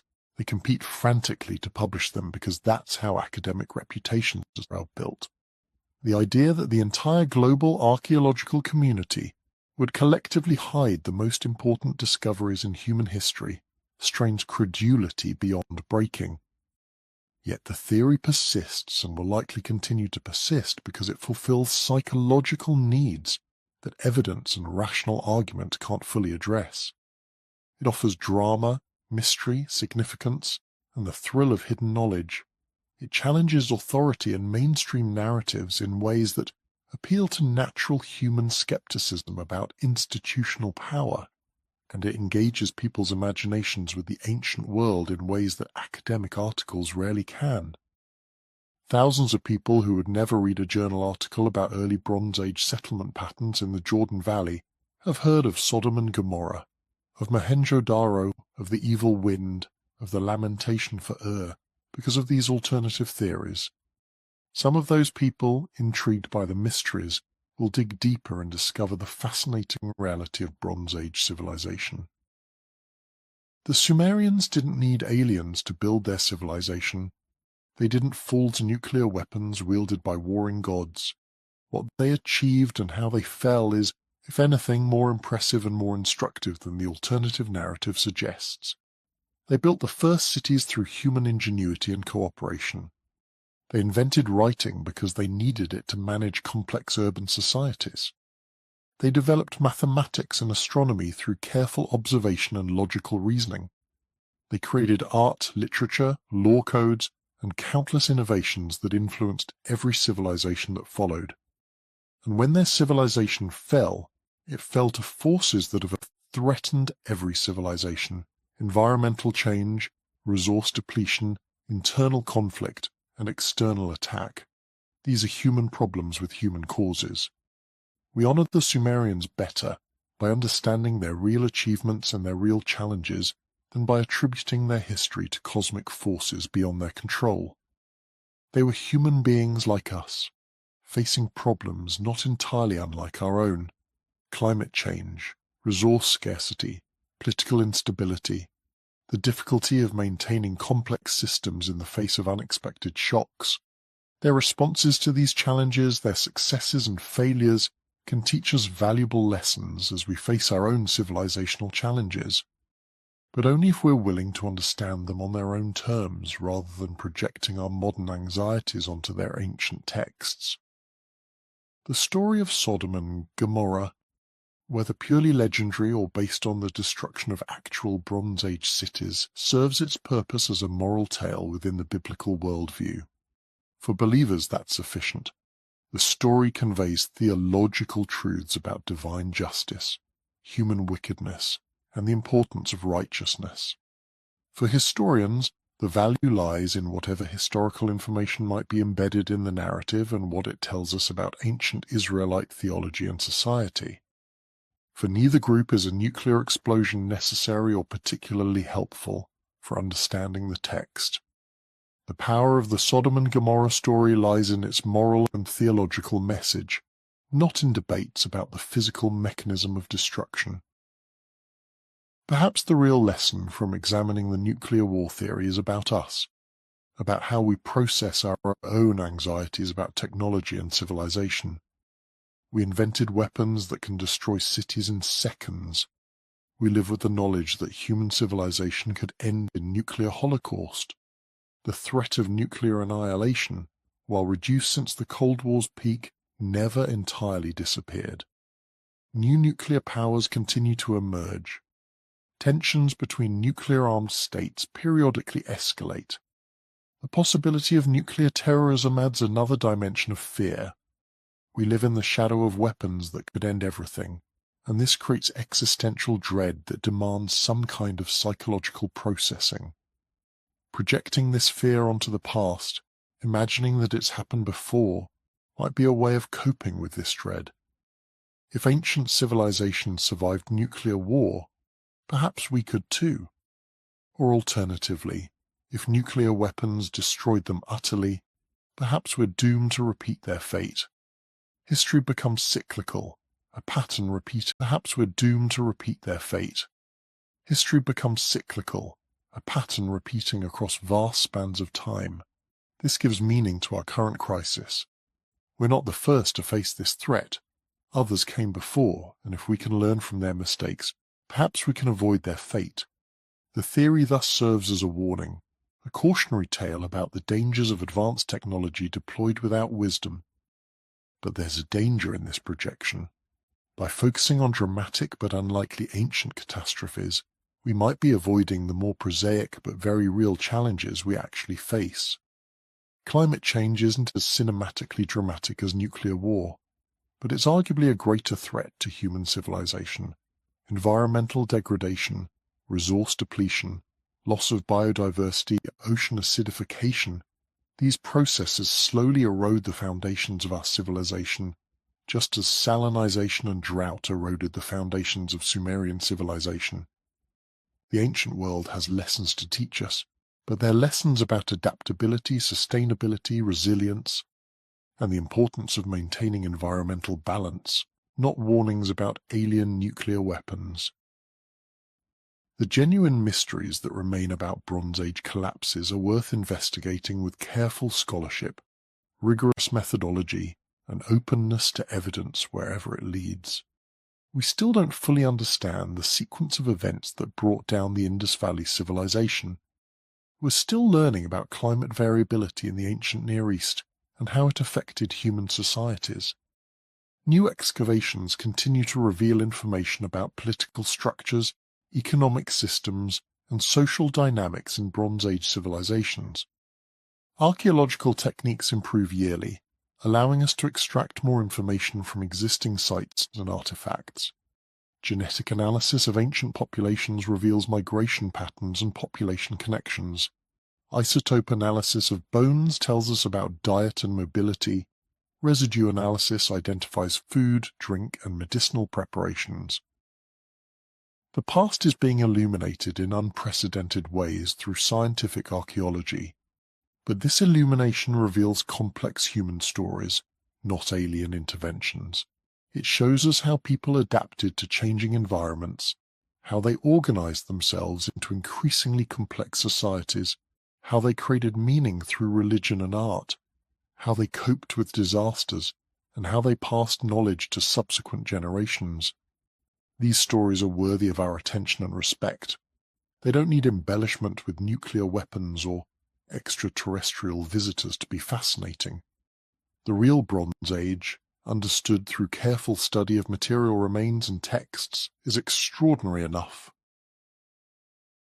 As we close this exploration of one of alternative history's most provocative theories, consider what we've learned. The Sumerian texts describing catastrophic destruction around 2000 BCE are real. The collapse of Sumerian civilization is a historical fact. The destruction of cities in the Dead Sea region, quite possibly including locations that inspired the Sodom and Gomorrah story, is archaeologically documented. The trauma these events caused is evident in the lamentations and religious texts that survived. But the explanation for these catastrophes doesn't require nuclear weapons. Environmental change, geological instability, political collapse, and military conflict, operating separately and in combination, are sufficient to explain what happened. The ancient peoples who experienced these catastrophes interpreted them through their religious worldview, attributing destruction to divine will. This wasn't ignorance or primitive superstition. It was making sense of trauma within the conceptual frameworks available. We do the same thing, just with different frameworks. When disaster strikes, we seek explanations that fit our understanding of how the world works. For ancient Mesopotamians, divine anger was the lens through which catastrophe was understood.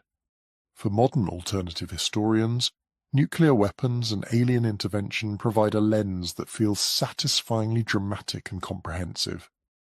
For academic archaeologists and historians, climate change and societal collapse provide a lens that fits the evidence while remaining within the bounds of documented natural and human processes. Which lens is correct? The one that best fits all the available evidence while making the fewest unsupported assumptions. By this standard, the conventional explanation wins decisively. It fits the archaeological evidence without requiring unverifiable radioactive skeletons or undocumented alien visitors. It fits the textual evidence when those texts are understood within their original genre and purpose. It fits the geological evidence of earthquake activity and petroleum deposits in the Dead Sea region. It fits the climatological evidence of the 4.2 kiloyear event, a period of significant drought around 2200 BCE that affected civilizations across the Near East and beyond. It fits the broader historical context of Bronze Age society, economy, and technology. Does this mean we should dismiss the nuclear war theory entirely and never think about it again? Not necessarily.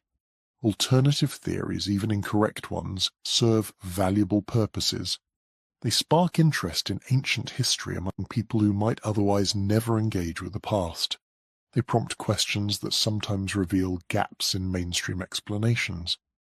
They remind us that scientific consensus, while generally reliable, can sometimes be wrong, and should always be open to revision based on new evidence. The history of science includes numerous examples of outsiders challenging established views and eventually being vindicated, though these examples are far rarer than alternative history enthusiasts claim. More importantly, engaging seriously with alternative theories is an exercise in critical thinking. It requires examining evidence carefully, evaluating sources, distinguishing between verified facts and speculation, recognizing logical fallacies and being aware of our own cognitive biases. These are valuable skills applicable far beyond debates about ancient nuclear war. In an era of widespread misinformation, conspiracy theories, and post-truth politics, developing the ability to evaluate claims rigorously is essential. Using the ancient nuclear war theory as a case study in evidence evaluation serves this larger purpose. So thank you for joining me on this deep dive into one of alternative history's most controversial and enduring theories. We've examined the textual evidence from Sumerian tablets and biblical texts. We've looked at the physical evidence from Mohenjo-Daro and the Dead Sea region. We've considered the claims of proponents and the counter-arguments of skeptics. We've explored the psychological and cultural factors that make such theories appealing. And we've tried to understand what the evidence actually tells us about ancient catastrophes and the civilizations that experienced them. The past is a foreign country, as L.P. Hartley wrote. They do things differently there, but they were still human, facing human challenges, achieving human triumphs, and suffering human tragedies. By understanding them accurately, we honor their memory and learn lessons applicable to our own times. The Sumerians, the Harappans, the ancient peoples of the Levant, they all deserve to have their stories told truthfully, not diminished by attributing their achievements to aliens, not sensationalized by claiming they possessed technologies they never had, but respected as the remarkable humans they were, who built civilizations that shaped all of subsequent history. As we end tonight's journey through this provocative theory, I encourage you to continue exploring the ancient world with curiosity tempered by critical thinking.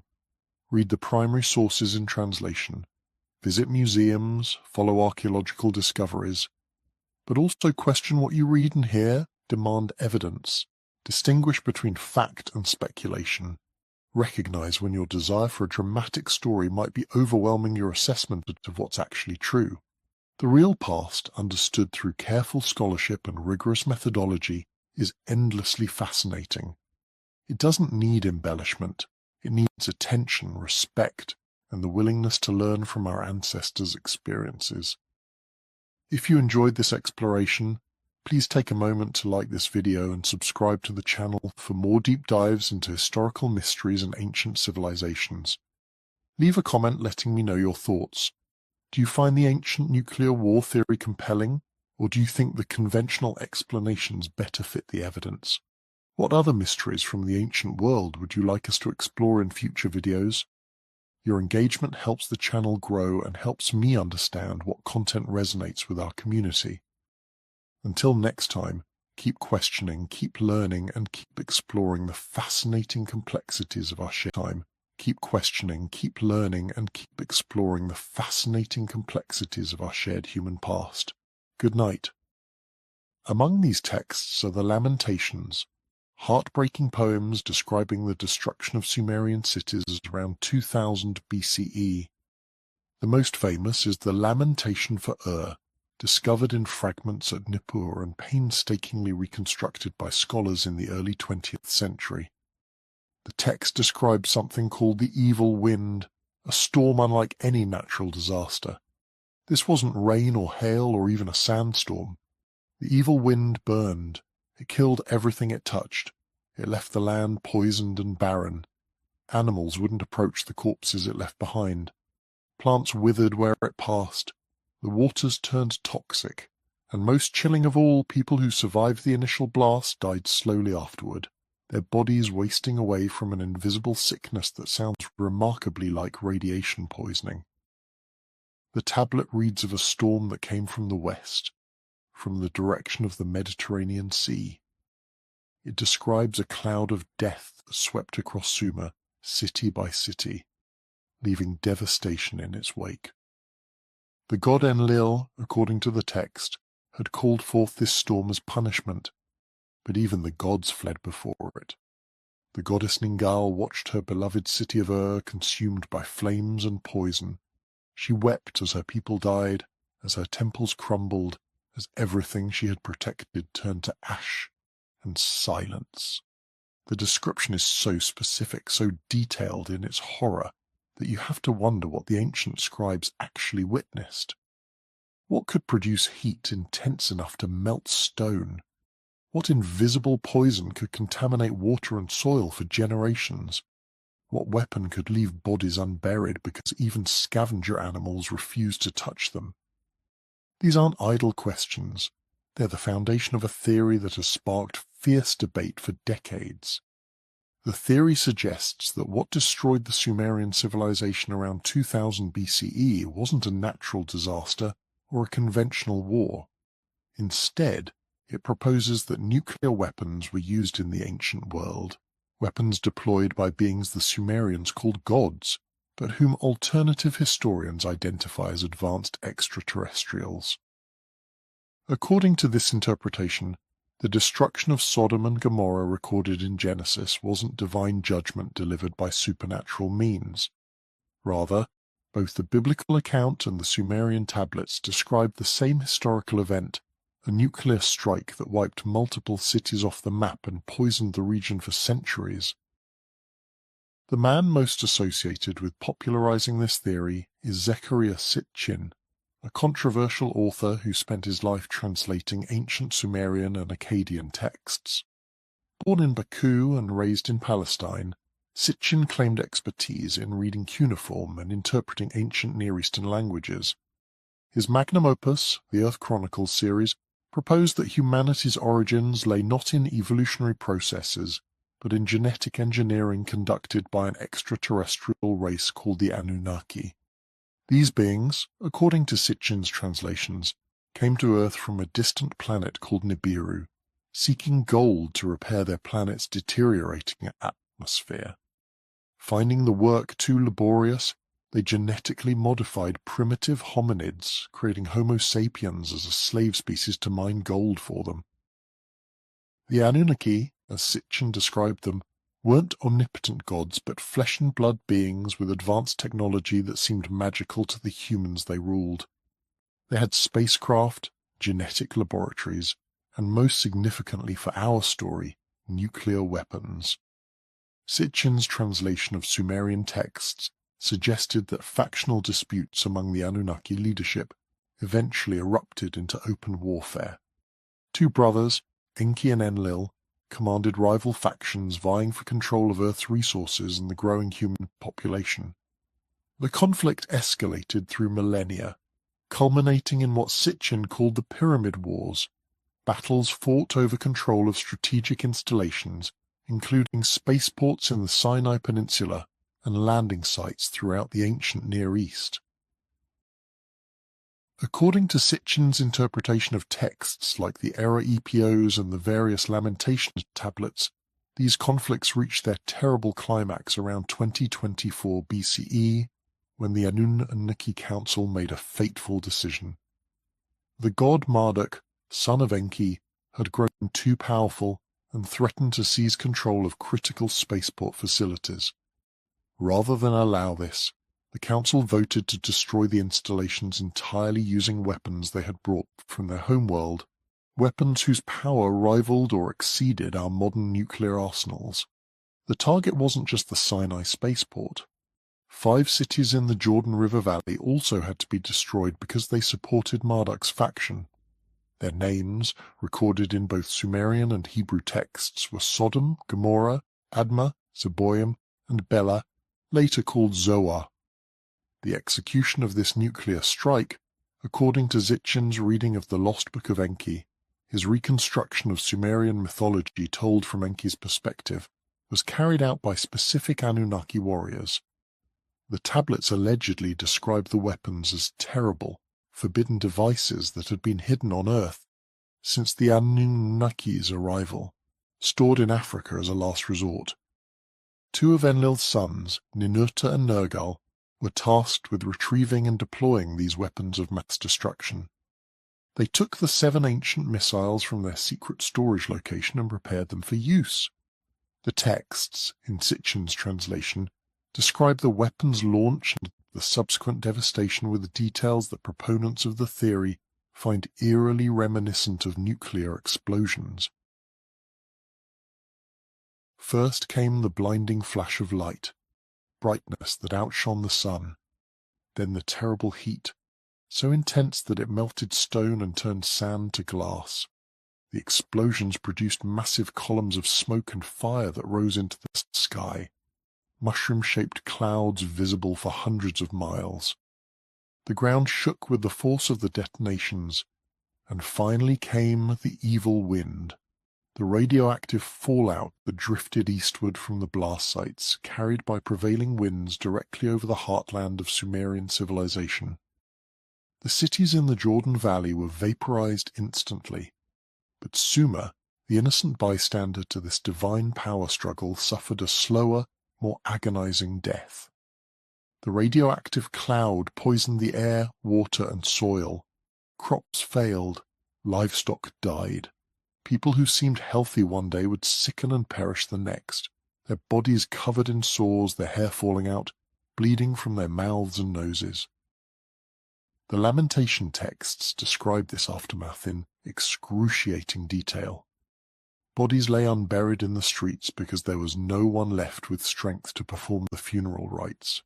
The great cities, places like Ur, Uruk, Nippur, and Lagash, cities that had flourished for over 1,000 years, were abandoned within a generation. The elaborate irrigation systems that made Mesopotamian agriculture possible were left to decay. The cuneiform schools where scribes had trained for centuries fell silent. An entire civilization, the first great civilization in human history, effectively ceased to exist. And the survivors, scattered refugees fleeing the poisoned land, carried with them memories of the catastrophe, memories that would be preserved in myth and legend for thousands of years. This is the theory in its most dramatic form. Before we examine the evidence supporting or refuting it, we need to understand the biblical account of Sodom and Gomorrah's destruction, because the parallel between the Hebrew texts and the Sumerian tablets is central to the entire argument. The story appears in Genesis chapters 18 and 19, set during the time of Abraham, the patriarch whose tradition dates to around 2000 BCE, precisely when the Sumerian civilization collapsed. Abraham has left his homeland of Ur, interestingly enough, the same Sumerian city that the Lamentation tablets mourn so eloquently. He is dwelling in Canaan when 3 visitors arrive at his tent. The visitors are divine beings, though the text is ambiguous about whether they're angels or direct manifestations of God himself. The visitors tell Abraham that they're traveling to Sodom and Gomorrah to investigate reports of the city's wickedness. Abraham, whose nephew Lot lives in Sodom, pleads for mercy. He bargains with the divine visitors, asking if the cities will be spared if 50 righteous people can be found there, then 40, then 30, then 20, then 10. The visitors agree that they'll spare the cities for the sake of 10 righteous individuals, but Abraham suspects, correctly as it turns out, that even 10 righteous people won't be found. The visitors, now identified as angels, proceed to Sodom where they're greeted by Lot. He insists they stay at his house rather than sleeping in the city square, suggesting he knows how dangerous the city has become. That night, the men of Sodom surround Lot's house, demanding that he send out his guests so they can abuse them. The sin that has given us the term sodomy, though scholars debate whether the text primarily condemns sexual immorality or the far more serious crime of violently assaulting guests, which in ancient Near Eastern culture was among the gravest of violations. Lot refuses to hand over his guests and offers his virgin daughters instead, an offer that horrifies modern readers, but which reflects the absolute priority ancient cultures placed on protecting guests. The mob refuses and attempts to break down the door.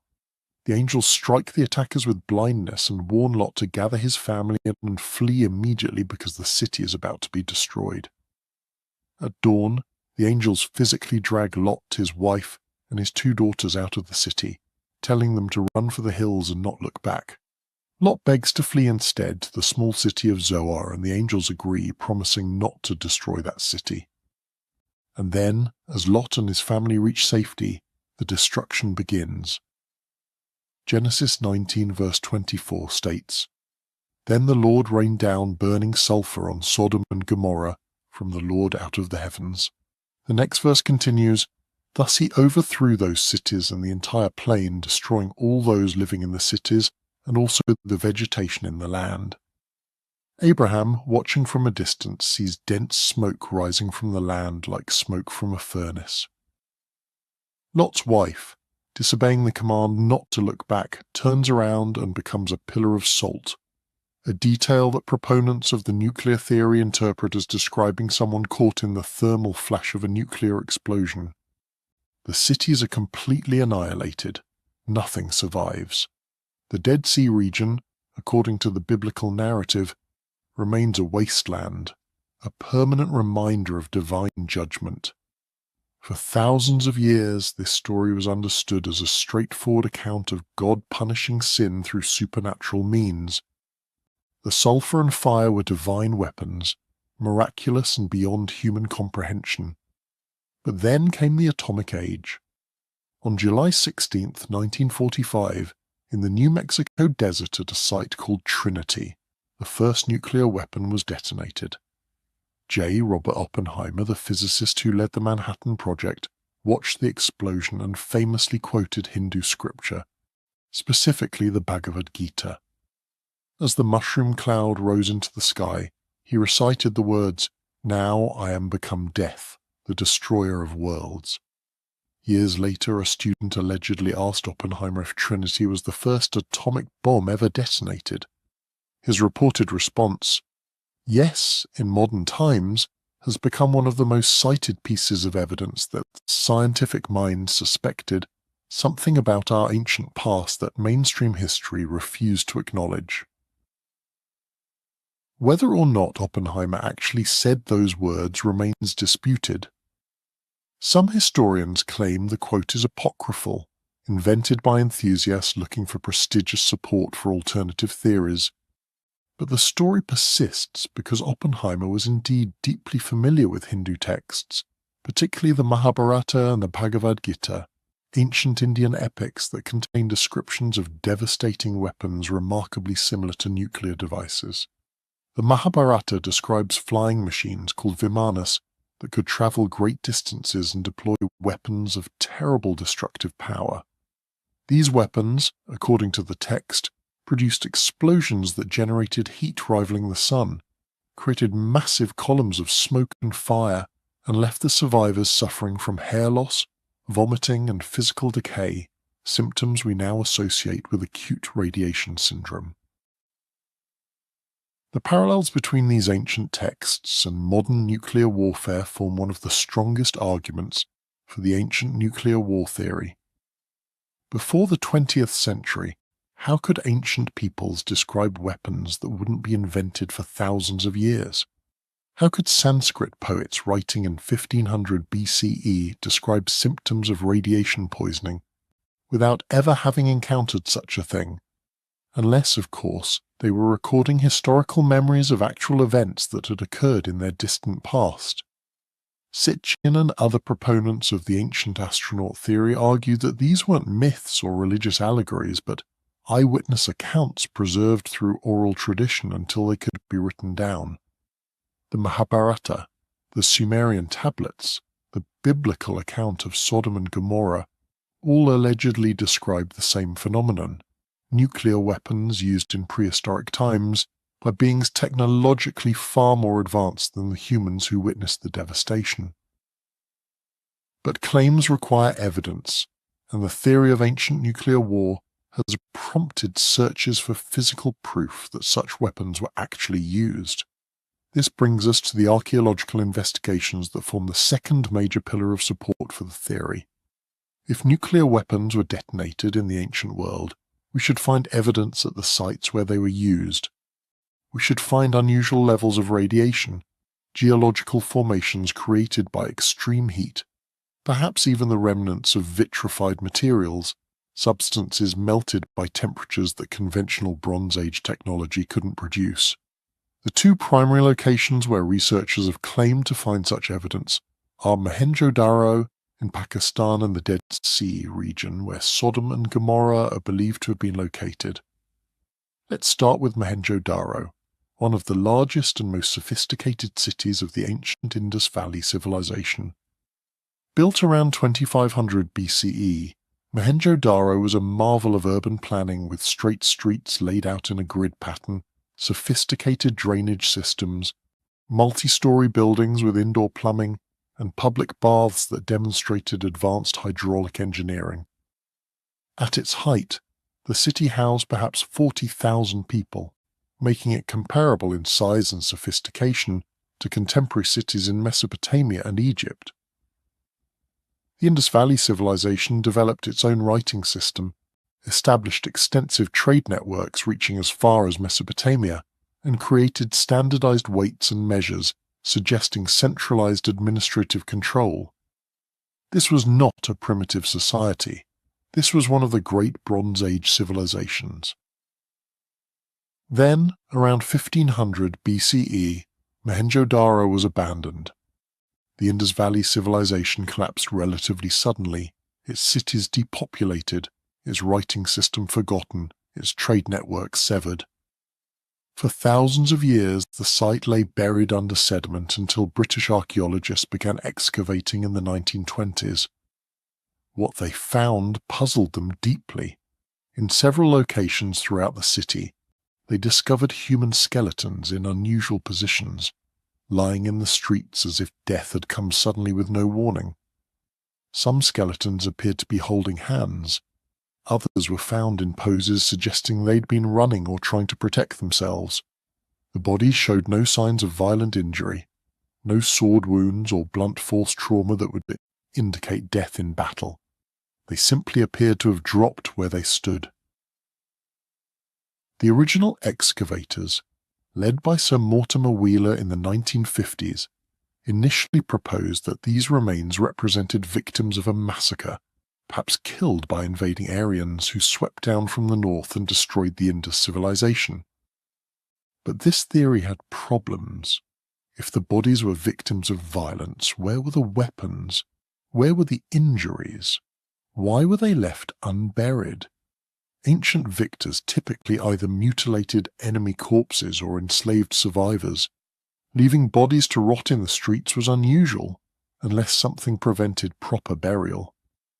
Wheeler's massacre theory gradually fell out of favour as more careful analysis revealed that the skeletons came from different time periods, some separated by as much as 1,000 years. They weren't victims of a single catastrophic event, but appeared to represent ordinary deaths during different phases of the city's occupation, possibly poorly documented burials disturbed by later construction or erosion. But then came alternative interpretations that revived interest in Mohenjo-Daro as a site of extraordinary destruction. British researcher David Davenport spent 12 years studying the ruins and claimed to have found evidence of an ancient nuclear explosion. According to Davenport's analysis, objects at the site showed signs of having been exposed to extreme heat followed by rapid cooling. Pottery fragments were vitrified, melted into a glass-like substance. Stone showed evidence of having been subjected to temperatures around 1500 degrees Celsius, far higher than any conventional fire could produce.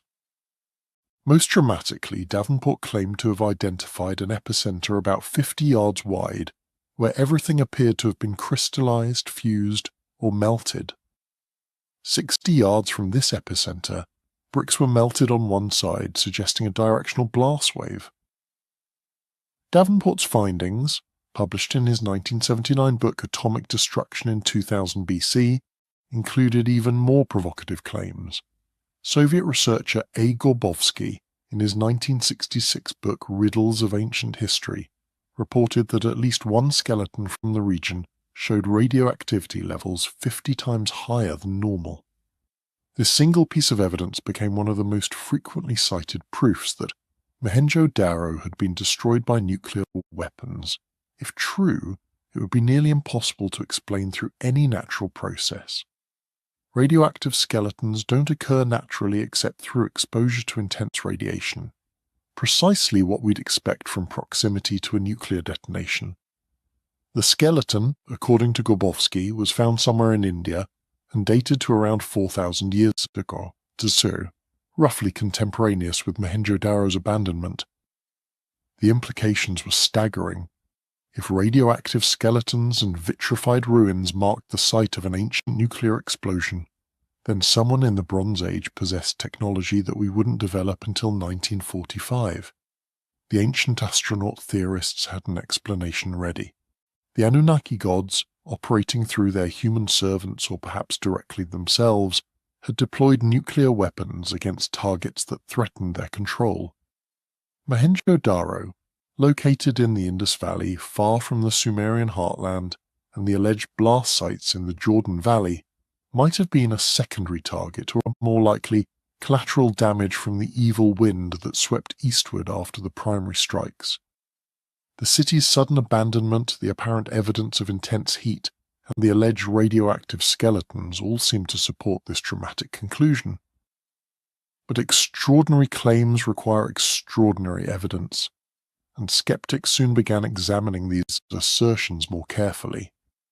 The vitrification that Davenport described turned out to be far less dramatic than initially claimed.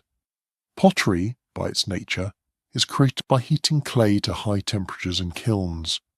The vitrified appearance of pottery sherds at Mohenjo-Daro could easily be explained by the original firing process, or by subsequent exposure to conventional fires, something that would inevitably occur in a densely populated city built largely of wood and brick.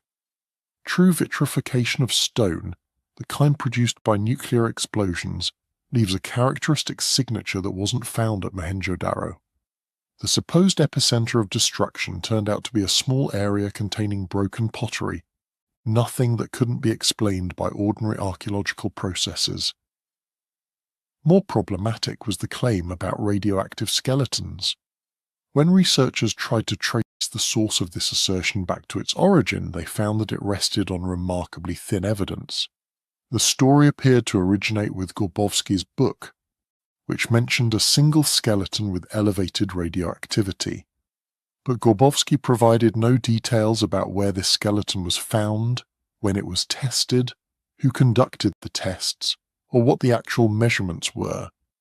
The reference was vague enough to be essentially meaningless from a scientific standpoint. Attempts to locate the actual skeleton or any laboratory reports confirming the elevated radioactivity failed. The skeleton, if it ever existed, had vanished from the archaeological record. Some researchers suggested that Grabowski might have misunderstood or misrepresented a mention of naturally elevated background radiation in certain regions of India where thorium-rich monazite sands exist. These areas do indeed show higher than normal radiation levels, but this is a geological phenomenon having nothing to do with nuclear weapons. Even the supposedly unusual positioning of the skeletons found at Mohenjo-Daro collapsed under scrutiny. Careful analysis by archaeologist George Dales in the 1960s demonstrated that the bodies showed clear evidence of burial, not sudden death. They had been placed in pits or structures used as tombs.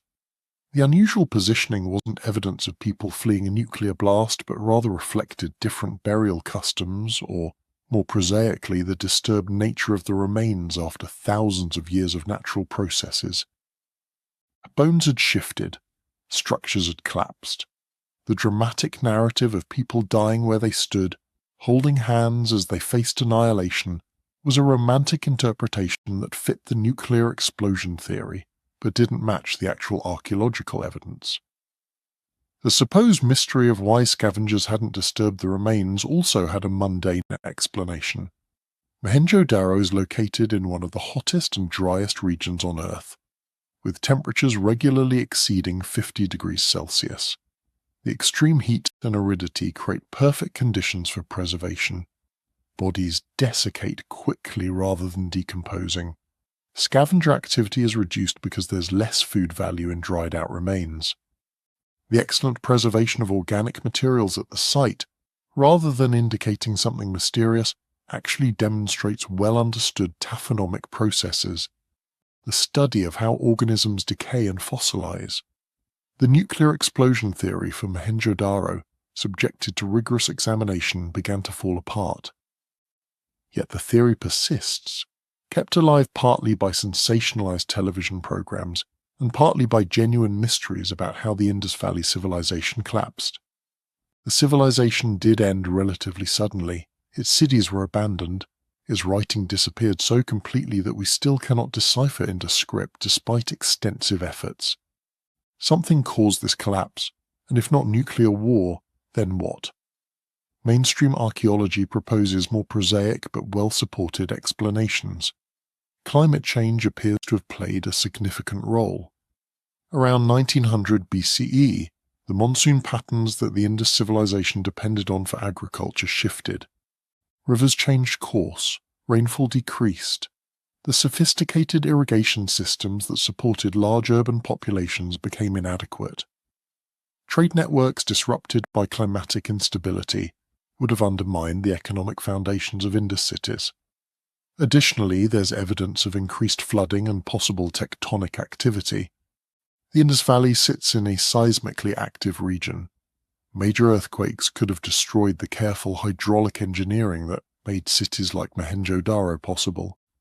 Archaeological surveys have found that many Indus sites were abandoned not in a single catastrophic event, but gradually over several centuries as environmental conditions deteriorated.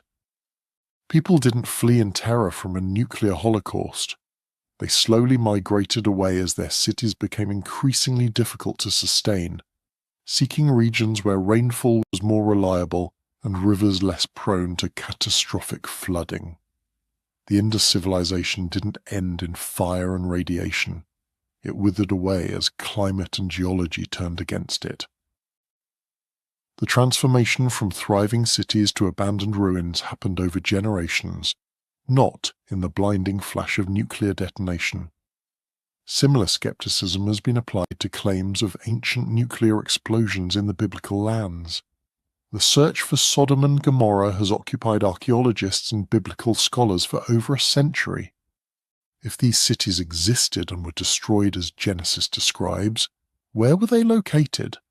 The biblical text places them in the Jordan River Valley near the Dead Sea, but the exact location has proven frustratingly elusive.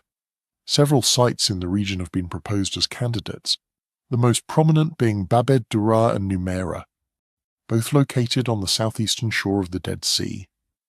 Excavations at Babed Dura, beginning in the 1960s and continuing through subsequent decades, revealed a substantial early Bronze Age city that flourished between 3300 and 2350 BCE. The city was fortified with impressive defensive walls and contained numerous buildings, including what appears to be public structures and wealthy residences. Most significantly for the Sodom and Gomorrah connection, Babed Dura shows clear evidence of destruction by fire. A layer of ash and destruction debris about 3 feet thick covers the site, indicating that the city burned in a massive conflagration. The cemetery associated with the city contained charnel houses, buildings used to store the bones of the dead, and these structures also showed evidence of having burned, apparently from fires that started on their roofs and worked downward, an unusual pattern. Numeira, located about 7 miles south of Babed Dura, presents a similar picture. This smaller settlement was occupied for a relatively brief period, perhaps less than a century, and was also destroyed by fire around the same time as Babed Dura. The destruction was thorough enough that the sites were abandoned and never reoccupied to any significant extent. For archaeologists looking for the historical basis of the Sodom and Gomorrah story, these sites seemed promising. They were located in the right region. They were destroyed by fire. The destruction occurred at roughly the right time period, during the early Bronze Age when the patriarchal narratives are traditionally set. And the archaeological evidence suggested that multiple sites in the region were destroyed simultaneously or in quick succession, matching the biblical account of the destruction of 5 cities of the plain. But what caused the fires? proponents of the nuclear explosion theory pointed to several features that they argued couldn't be explained by conventional fires. First, the intensity of the conflagration was remarkable. The destruction layer suggested temperatures high enough to melt certain materials. Second, the simultaneity of destruction at multiple sites suggested a single catastrophic event rather than unrelated fires. Third, geological surveys of the region revealed unusual features. The Dead Sea sits in a deep rift valley, part of the same tectonic system that creates the Red Sea. This region is extraordinarily rich in petroleum deposits, sulfur, and bitumen, the natural tar that seeps to the surface in various locations. Frederick Clapp, a geologist who surveyed the area in 1929 and 1934, proposed that an earthquake could have released large quantities of these flammable materials, which then ignited, creating a literal rain of fire and sulfur. Clapp's theory had the virtue of explaining the biblical description while remaining within the bounds of natural phenomena. An earthquake along the Dead Sea Fault could have triggered massive releases of natural gas, petroleum, and sulfur. These materials, forced up through fissures, could have been ignited by any number of sources: lightning, cooking fires, or the spontaneous combustion that can occur with certain volatile petroleum compounds. The result would be exactly what Genesis describes: burning sulfur falling from the sky, intense fires that consumed everything in their path, and destruction so complete that the cities never recovered. This natural disaster explanation has been refined and expanded by subsequent research. Geologists have identified multiple fault lines in the region and confirmed that the area is subject to periodic earthquakes. The Dead Sea itself has fluctuated dramatically in size over millennia, indicating significant environmental instability. Core samples from the seabed show layers of sediment disrupted by seismic events. The entire Jordan Valley appears to have experienced catastrophic geological activity precisely during the early Bronze Age, when Babed-Dura and Numera were destroyed. But the nuclear explosion theory offers a competing explanation. If the destruction of these cities was part of the same event that generated the evil wind that destroyed Sumer, we'd expect to find evidence of extreme heat beyond what conventional fires could produce. We'd expect radioactive contamination in the soil and water. We'd expect vitrification of materials, the transformation of sand and stone into glass through temperatures approaching those found on the sun's surface. Advocates of the theory point to reports, admittedly difficult to verify, of such evidence existing in the region. Some sources claim that glass fragments found near the Dead Sea show characteristics consistent with the Trinity site in New Mexico, where the first atomic bomb was tested. Others reference alleged Soviet studies from the 1960s reporting unusual radiation readings in the area. The asteroid impact theory adds another dimension to the debate. In 2008, researchers Alan Bond and Mark Hempsel proposed that an ancient asteroid strike might explain both the Sodom and Gomorrah story and the Kofels impact event in Austria.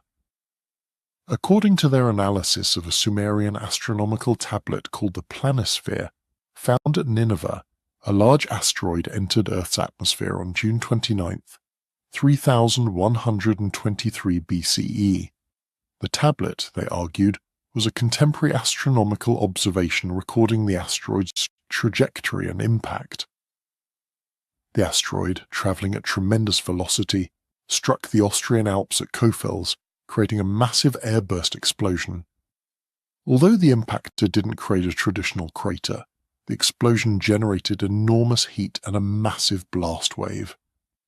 More significantly, according to Bond and Hempsel's reconstruction, the trajectory meant that a plume of superheated debris was ejected back into the atmosphere. This debris, following a ballistic arc, would have re-entered the atmosphere over the Mediterranean, Levant, and northern Egypt. The heat from this re-entry plume would have been intense enough to ignite anything flammable on the ground, setting buildings, crops, and people on fire instantly. This would explain the sudden, simultaneous destruction of multiple cities in the Jordan Valley. It would explain the biblical description of fire falling from heaven. It would even explain Lot's wife turning into a pillar of salt if she turned back and was exposed to the thermal flash from the re-entering debris. The asteroid theory has the advantage of explaining the catastrophe through a documented natural phenomenon rather than requiring nuclear weapons or divine intervention. Asteroid impacts, while rare, are well understood. We know they can generate temperatures of thousands of degrees. We know they can devastate enormous areas.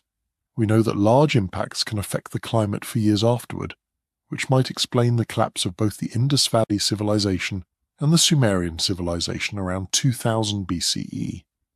A sufficiently large impact or series of impacts could have triggered a cascade of environmental disasters, droughts, famines, and social collapse. But the asteroid theory has its own problems. The dating doesn't quite work. The Kofals event, if it occurred at all, happened around 3123 BCE, more than 1,000 years before the destruction of Babed, Dura, and Numaira.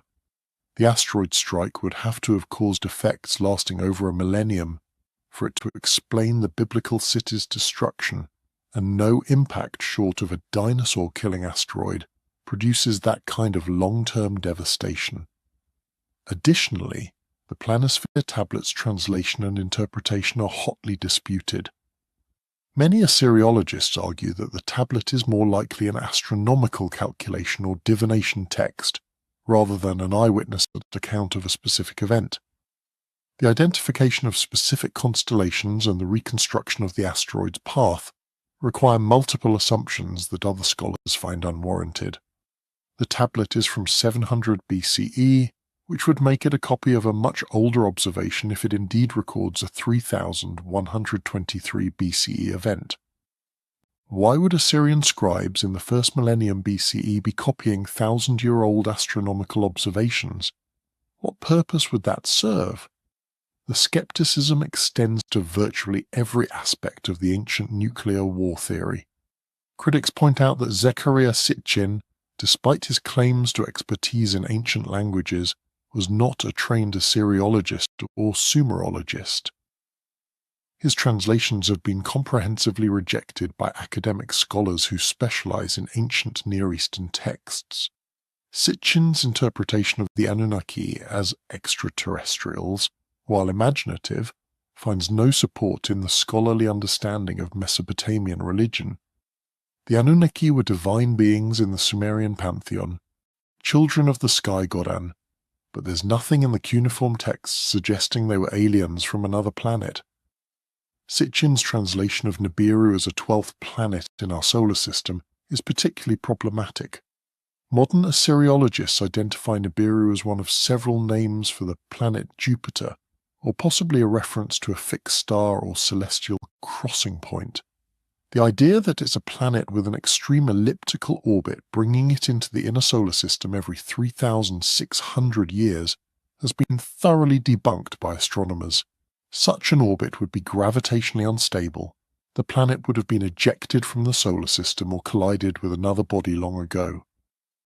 Moreover, if such a large planet periodically swept through the inner solar system, it would cause catastrophic gravitational disruption to Earth's orbit, creating effects we can measure geologically.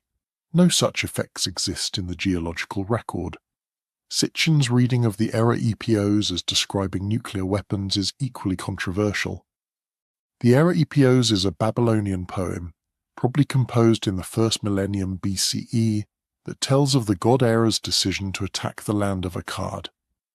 The poem does describe widespread destruction and a plague that follows the god's rampage, but reading this as a description of nuclear war requires interpreting poetic religious language as literal technical description. When the text says Era's weapons made the land shine like the sun, is that describing nuclear fusion, or is it using solar imagery to convey the god's overwhelming power? When it describes people dying from a plague after the attack, does that mean radiation sickness, or does it reflect the common ancient association between divine wrath and disease? The Lamentation texts, similarly, describe destruction in vivid terms, but interpreting these as evidence of nuclear weapons requires us to discount alternative explanations. The evil wind that figures so prominently in these texts could represent many things. It could be a metaphor for military invasion, with the wind representing the approaching enemy army. It could describe an actual weather phenomenon, perhaps a volcanic eruption or dust storm carrying toxic minerals. The ancient Near East experienced periodic dust storms that could carry salt, gypsum, and other minerals that would poison agricultural land. A sufficiently severe dust storm following military devastation would create exactly the kind of layered catastrophe the texts describe: the silence after war, the poisoned fields, the depopulated cities. We also need to consider the nature of ancient religious and poetic texts. These weren't written as modern historical or scientific documents. They combined theological explanation with actual events, interpreted through the religious worldview of their authors. When disaster struck, ancient peoples asked what the gods were doing and why.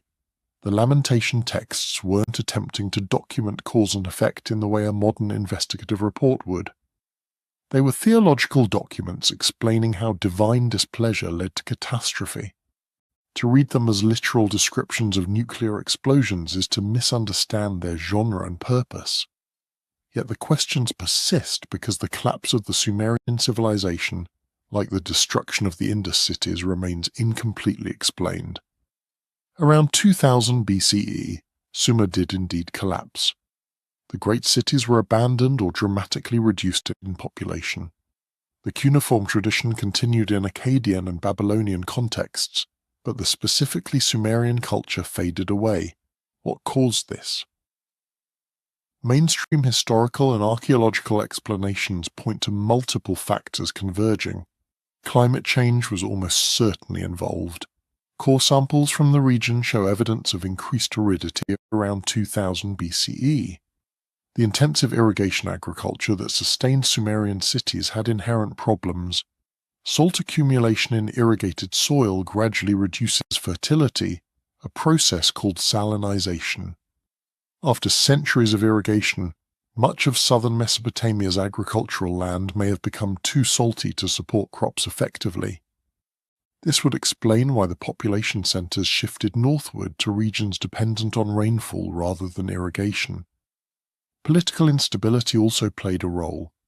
The third dynasty of Ur, which had unified much of Mesopotamia under central control, collapsed around 2004 BCE when Elamite forces from the east invaded and sacked Ur itself. This invasion is well documented in contemporary texts and forms the historical backdrop for the lamentation texts. The Elamites weren't aliens deploying nuclear weapons. They were a neighboring people taking advantage of Ur's weakness to raid and conquer. The devastation they caused was real enough without invoking atomic explosions. The combination of environmental degradation, agricultural crisis, and military defeat would be sufficient to explain Sumer's collapse. We don't need nuclear weapons to explain why cities were abandoned when irrigation systems failed and enemy armies burned what remained.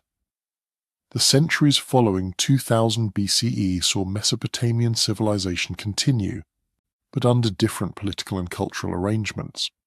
The Akkadians, Babylonians, and Assyrians built on Sumerian foundations, but the distinctive Sumerian identity gradually disappeared, absorbed into broader Near Eastern culture. So where does this leave the theory of ancient nuclear war? The physical evidence doesn't support it. The radioactive skeletons are unverified. The vitrification can be explained through conventional processes. The destruction layers at potential Sodom and Gomorrah sites are consistent with earthquake-triggered fires or military action. The lamentation texts, while vivid in their description of catastrophe, don't require nuclear weapons to explain them. The astronomical and geological events that affected the ancient Near East around 2000 BCE can be understood through natural processes.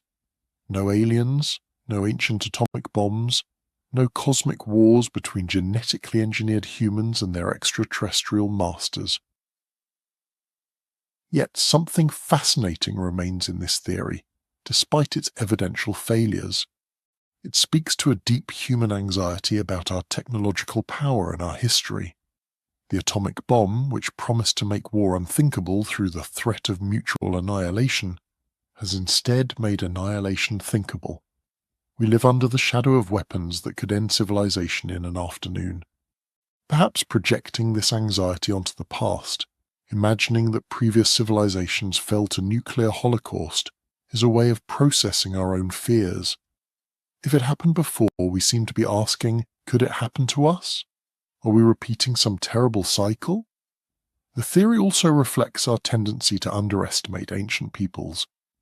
The assumption that Bronze Age civilizations couldn't have built complex cities, couldn't have developed sophisticated technologies, couldn't have organized themselves without alien intervention, reveals more about our biases than about ancient capabilities. Humans in 3000 BCE were biologically identical to us. They had the same cognitive abilities, the same capacity for innovation, the same intelligence. Given different starting conditions and different available resources, they built remarkable things through their own efforts. The Sumerians invented writing not because aliens taught them, but because the complexity of their urban society required record keeping. They developed mathematics and astronomy because agriculture demanded understanding of seasons and numerical tracking of resources. They built cities because large-scale cooperation offered advantages. No extraterrestrial intervention was necessary. Human ingenuity applied over generations was sufficient. The nuclear war theory, for all its dramatic appeal, ultimately diminishes the very civilizations it purports to explain. By attributing their achievements to aliens and their destruction to advanced weapons, it removes agency from the ancient peoples themselves. It makes them pawns in cosmic conflicts rather than actors in their own histories. But let's consider a thought experiment. What if some version of the theory were true? Not necessarily alien intervention, but what if a Bronze Age civilization had somehow developed atomic weapons? How would that change our understanding of history? First, we'd have to explain how they did it. Nuclear weapons aren't simply advanced explosives. They require a sophisticated understanding of atomic physics. You need to know about radioactive decay, about isotopes, about the process of neutron-induced fission. You need to be able to separate fissionable isotopes like uranium-235 from the more common uranium-238. A process that requires either massive centrifuge arrays or complex chemical separation techniques. You need precision machining to create the explosive lenses that compress fissionable material to critical mass. The Manhattan Project required the combined efforts of the world's greatest physicists, billions of dollars in resources, and industrial infrastructure on a vast scale, and they were building on decades of theoretical and experimental work in nuclear physics. For a Bronze Age civilization to develop nuclear weapons would require them to have skipped thousands of years of prerequisite scientific development. They'd need to understand quantum mechanics without calculus or algebra. They'd need to manipulate subatomic particles without electron microscopes or particle accelerators. They'd need to refine and process radioactive materials without modern chemistry. The gap between Bronze Age metallurgy and nuclear physics is vast, not just in terms of time, but in terms of the conceptual frameworks required. It's like asking someone to design a computer before understanding electricity. The foundations simply aren't there, unless, of course, the knowledge was given to them. This is where the ancient astronaut theory finds its foothold. If extraterrestrials with advanced technology arrived on Earth and chose to arm their human servants or allies with weapons from their own arsenal, no Bronze Age development of atomic physics would be necessary. The weapons would be imported, not invented. This sidesteps the technological impossibility problem but creates others. Why would advanced aliens capable of interstellar travel use nuclear weapons as their primary armament? Nuclear weapons are products of a specific technological pathway, one followed by a civilization that discovered atomic energy before developing more sophisticated power sources. An interstellar civilization would almost certainly have moved beyond fusion and fission reactions to something more efficient and less messy. Matter-antimatter reactions, perhaps, or quantum vacuum energy manipulation, or technologies we can't even conceive of yet.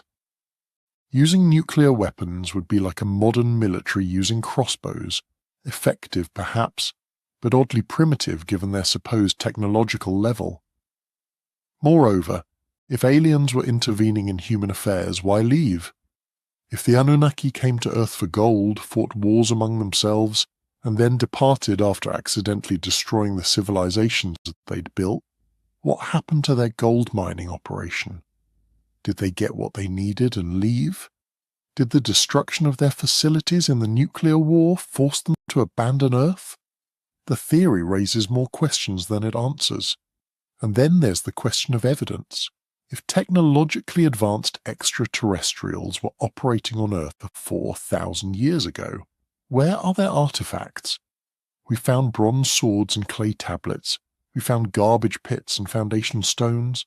We found hairpins and cooking pots and children's toys. But we've never found a device that doesn't fit within Bronze Age technology. No power sources. No advanced alloys. No electronic components. No evidence of machining beyond what hand tools could produce. Nothing that screams this came from an advanced civilization. Archaeological sites are thoroughly documented. Every item found is catalogued, photographed, analysed. If anomalous technology existed, it would be in museums and research institutions where scholars could study it.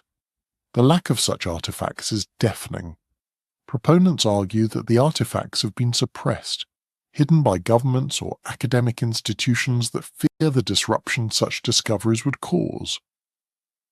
But this conspiracy theory requires thousands of archaeologists, museum curators, laboratory technicians, and academic researchers to maintain perfect silence about discoveries that would make their careers. Archaeologists dream of finding revolutionary evidence. The idea that they'd collectively suppress the most important discoveries in human history strains credulity. So if the physical evidence doesn't support ancient nuclear war, and if the technological requirements make Bronze Age atomic weapons implausible, and if the textual evidence can be explained through conventional interpretations, why does the theory persist? Several factors contribute to its enduring appeal.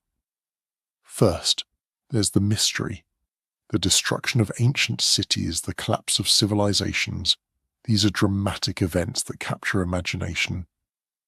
Natural explanations like climate change or agricultural failure seem anticlimactic. We want our ancient catastrophes to be spectacular. Nuclear war fits that psychological need better than salinization. Second, there's distrust of mainstream narratives. Many people feel that academic institutions and government authorities aren't telling the full truth about our past. This skepticism isn't entirely unfounded. History has been used to support political agendas. Archaeological interpretations have changed dramatically over time as new evidence emerges and old biases are recognized. But skepticism about mainstream narratives doesn't automatically validate alternative theories. Extraordinary claims still require extraordinary evidence. Third, there's the appeal of hidden knowledge. The idea that ancient peoples possessed wisdom or technology that we've lost makes us feel like we're uncovering secrets, joining a select group who see through conventional lies. This is inherently satisfying psychologically. It positions believers as independent thinkers who've broken free from indoctrination. The internet has amplified these tendencies. Before the web, alternative theories circulated in books and magazines with limited reach. Now YouTube videos, blogs, and social media allow these ideas to find global audiences. Algorithms favor engaging content, and conspiracy theories are engaging. They're dramatic. They challenge authority. They promise revelation. A video claiming that aliens nuked Sodom and Gomorrah will get more views than a careful archaeological analysis of early Bronze Age settlement patterns in the Levant. The former is exciting. The latter is, for most people, boring. This doesn't mean the mainstream interpretation is correct simply because it's less sensational. Truth isn't determined by how interesting it is. But it does mean we need to be especially careful about evaluating dramatic claims. Our cognitive biases make us want to believe exciting stories. We're pattern-seeking creatures. We see connections even when they're coincidental. We remember hits and forget misses. The fact that some ancient texts mention fire falling from the sky doesn't prove nuclear weapons any more than modern superhero comics will prove to future archaeologists that we had flying heroes in colourful costumes. We need to distinguish between metaphor, religious language, poetic exaggeration, and literal description. When Genesis says God rained down burning sulphur, is that a technical description of an attack, or is it the biblical author using available vocabulary to describe divine judgment? When the Mahabharata describes weapons that shone like 10,000 suns, is that nuclear fusion, or is it epic poetry employing hyperbole to convey the grandeur of divine weapons? Context matters, genre matters, purpose matters. Ancient texts weren't written for 21st century readers trying to reconstruct historical events. They were written for contemporary audiences within specific cultural and religious frameworks. Reading them as technical documentation of ancient high technology requires us to strip away that context and impose modern interpretations that the original authors never intended. Yet some questions remain genuinely difficult to answer. The simultaneous collapse of multiple Bronze Age civilizations around 2000 BCE is real. The late Bronze Age collapse around 1200 BCE, an even more dramatic civilizational disruption, affected the entire Eastern Mediterranean. These aren't imaginary events, something caused them. Current explanations involving climate change, trade disruption, and social instability are plausible but still incomplete. We don't fully understand what triggered these collapses or why they were so devastating. Similarly, the astronomical knowledge possessed by ancient peoples sometimes exceeds what we'd expect. The Antikythera mechanism, an ancient Greek device recovered from a shipwreck, is a sophisticated astronomical calculator using gear trains that wouldn't be seen again until medieval Europe. The Babylonians made astronomical observations and predictions of remarkable accuracy. Egyptian pyramid construction demonstrates geometric and engineering knowledge that required sophisticated mathematical understanding. These achievements don't require aliens or lost super civilizations to explain them, but they do remind us that ancient peoples were far more capable than we often give them credit for. This brings us back to the central question about the Sumerian texts and the destruction of Sodom and Gomorrah. Can we find an explanation that honors both the ancient texts and modern evidence without resorting to nuclear war? I think we can. Let's consider what we know for certain. Around 2000 BCE, the ancient Near East experienced significant upheaval. Multiple cities in Mesopotamia were destroyed or abandoned. The Sumerian civilization effectively ended. Cities in the Jordan Valley, quite possibly including the historical basis for Sodom and Gomorrah, were destroyed by fire. The period saw climate deterioration, military conflicts, and social collapse across a wide region. The Sumerian texts describe these catastrophes in vivid, poetic language. They speak of storms, fire, poison winds, and divine abandonment. The biblical text describes burning sulphur falling from heaven and complete destruction. These descriptions share common elements: sudden catastrophe, fire from above, complete destruction, and long-lasting effects on the land. We can understand these accounts as genuine historical memories of real disasters interpreted through the worldview of the ancient peoples who experienced them. When Ur was sacked by Elamite invaders, when the irrigation systems failed and the crops withered, when plague followed famine and the great cities emptied, the survivors needed to understand why. In their worldview, human affairs were directly managed by divine beings. Prosperity meant divine favor. Disaster meant divine punishment or abandonment. the lamentation texts aren't falsified history, they're theological interpretation of historical events. The biblical account of Sodom and Gomorrah, similarly, takes a historical memory of cities destroyed, perhaps by earthquake-triggered fires and geological catastrophe in the seismically active Dead Sea region, and frames it as divine judgment. This isn't deception or myth-making in a negative sense. It's making sense of catastrophe within a framework of meaning. To people without modern geology or climatology, disasters could only be explained through divine action. The vivid descriptions aren't evidence of nuclear weapons, they're evidence of trauma. People who survived these catastrophes, or who heard accounts from survivors, preserved memories of horror and devastation. Over time, through oral tradition and eventually written texts, these memories were shaped into the forms we now have. The parallels between different cultures' disaster accounts result from similar human responses to catastrophe, rather than from all cultures describing the same nuclear war. Floods, earthquakes, volcanic eruptions, and fires happen everywhere. When they destroy cities and kill thousands, survivors create narratives to explain and cope with the trauma. These narratives share elements because human psychology and religious systems share elements. God's angry with humanity, destroying cities as punishment, warning the righteous to flee. These are universal themes because they address universal human concerns about mortality, justice, and divine will. The evil wind of the Sumerian texts might have been a real phenomenon. Dust storms carrying salt and minerals from dried lake beds could poison agricultural land. Military use of fire as a weapon could create smoke clouds that darkened the sky and poisoned the air with particulates. Plagues following military devastation would seem like a separate catastrophe rather than a predictable consequence of warfare's disruption of sanitation and food supply. The ancient scribes weren't wrong to describe an evil wind. They were accurately reporting what they observed while lacking the scientific framework to understand the natural and human causes.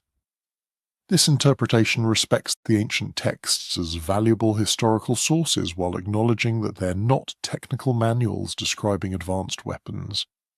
It takes seriously the catastrophes they describe without requiring nuclear explosions to explain them.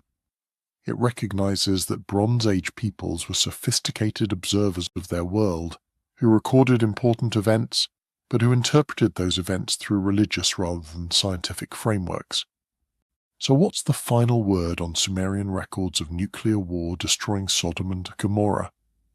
The theory, while creative and appealing to those who love hidden history and ancient mysteries, doesn't hold up under examination. The physical evidence is either non-existent or explainable through conventional means. The textual evidence requires selective reading and interpretive leaps that most scholars find unwarranted. The technological requirements for Bronze Age nuclear weapons are prohibitive. The entire framework rests on accepting that mainstream archaeology and textual scholarship are fundamentally wrong about the ancient Near East, which is a heavy burden for any alternative theory to bear. Yet the theory serves a purpose. It reminds us that ancient texts contain historical information even when wrapped in religious language. It prompts us to look more carefully at ancient catastrophes and consider what really caused them. It challenges complacency, even if the specific challenge is misguided, and it engages people's imagination with the ancient world in ways that academic articles rarely do. Thousands of people who would never read a journal article about early Bronze Age settlement patterns have heard of Sodom and Gomorrah, of Mohenjo-Daro, of the Lamentations of because of these alternative theories. Some of those people, intrigued by the mysteries, will dig deeper and discover the fascinating reality of Bronze Age civilization. The Sumerians didn't need aliens to build their civilization. They didn't fall to nuclear weapons. What they achieved and how they fell is, if anything, more impressive and more instructive than the alternative narrative suggests. They built the first cities through human ingenuity and cooperation. They developed writing because they needed it. They created art, literature, law codes, and mathematics that, influenced every civilization that followed, and when their civilization fell, it fell to the same forces that have threatened every civilization: environmental change, resource depletion, internal conflict, and external attack. These are human problems with human causes. We honor the Sumerians better by understanding their real achievements and their real challenges than by attributing their history to cosmic forces beyond their control. The story of Sodom and Gomorrah, whether purely legendary or based on the destruction of actual Bronze Age cities, serves its purpose as a moral tale about the consequences of wickedness and the reality of divine judgment within the biblical worldview. For believers, that's sufficient. For historians, the value lies in whatever historical information might be embedded in the narrative and what it tells us about ancient Israelite theology and society. For neither group is a nuclear explosion necessary or even particularly helpful for understanding the text. Perhaps the real lesson from the nuclear war theory is about us, about how we process our own anxieties about technology and civilization. We invented weapons that can destroy cities in seconds. We live with the knowledge that human civilization could end in a nuclear holocaust. Projecting this fear onto the past, imagining that it's happened before, might be a way of coping with existential dread. If ancient civilizations survived nuclear war, perhaps we could too. Or alternatively, if nuclear weapons destroyed them utterly, perhaps we're doomed to repeat their fate. Either way, the theory addresses contemporary anxieties more than ancient realities. As we close this exploration, consider the genuine mysteries that remain. We don't fully understand why Bronze Age civilizations collapsed when they did. We don't know everything about ancient technology and knowledge. We're still discovering new texts and new archaeological sites that change our understanding of the past.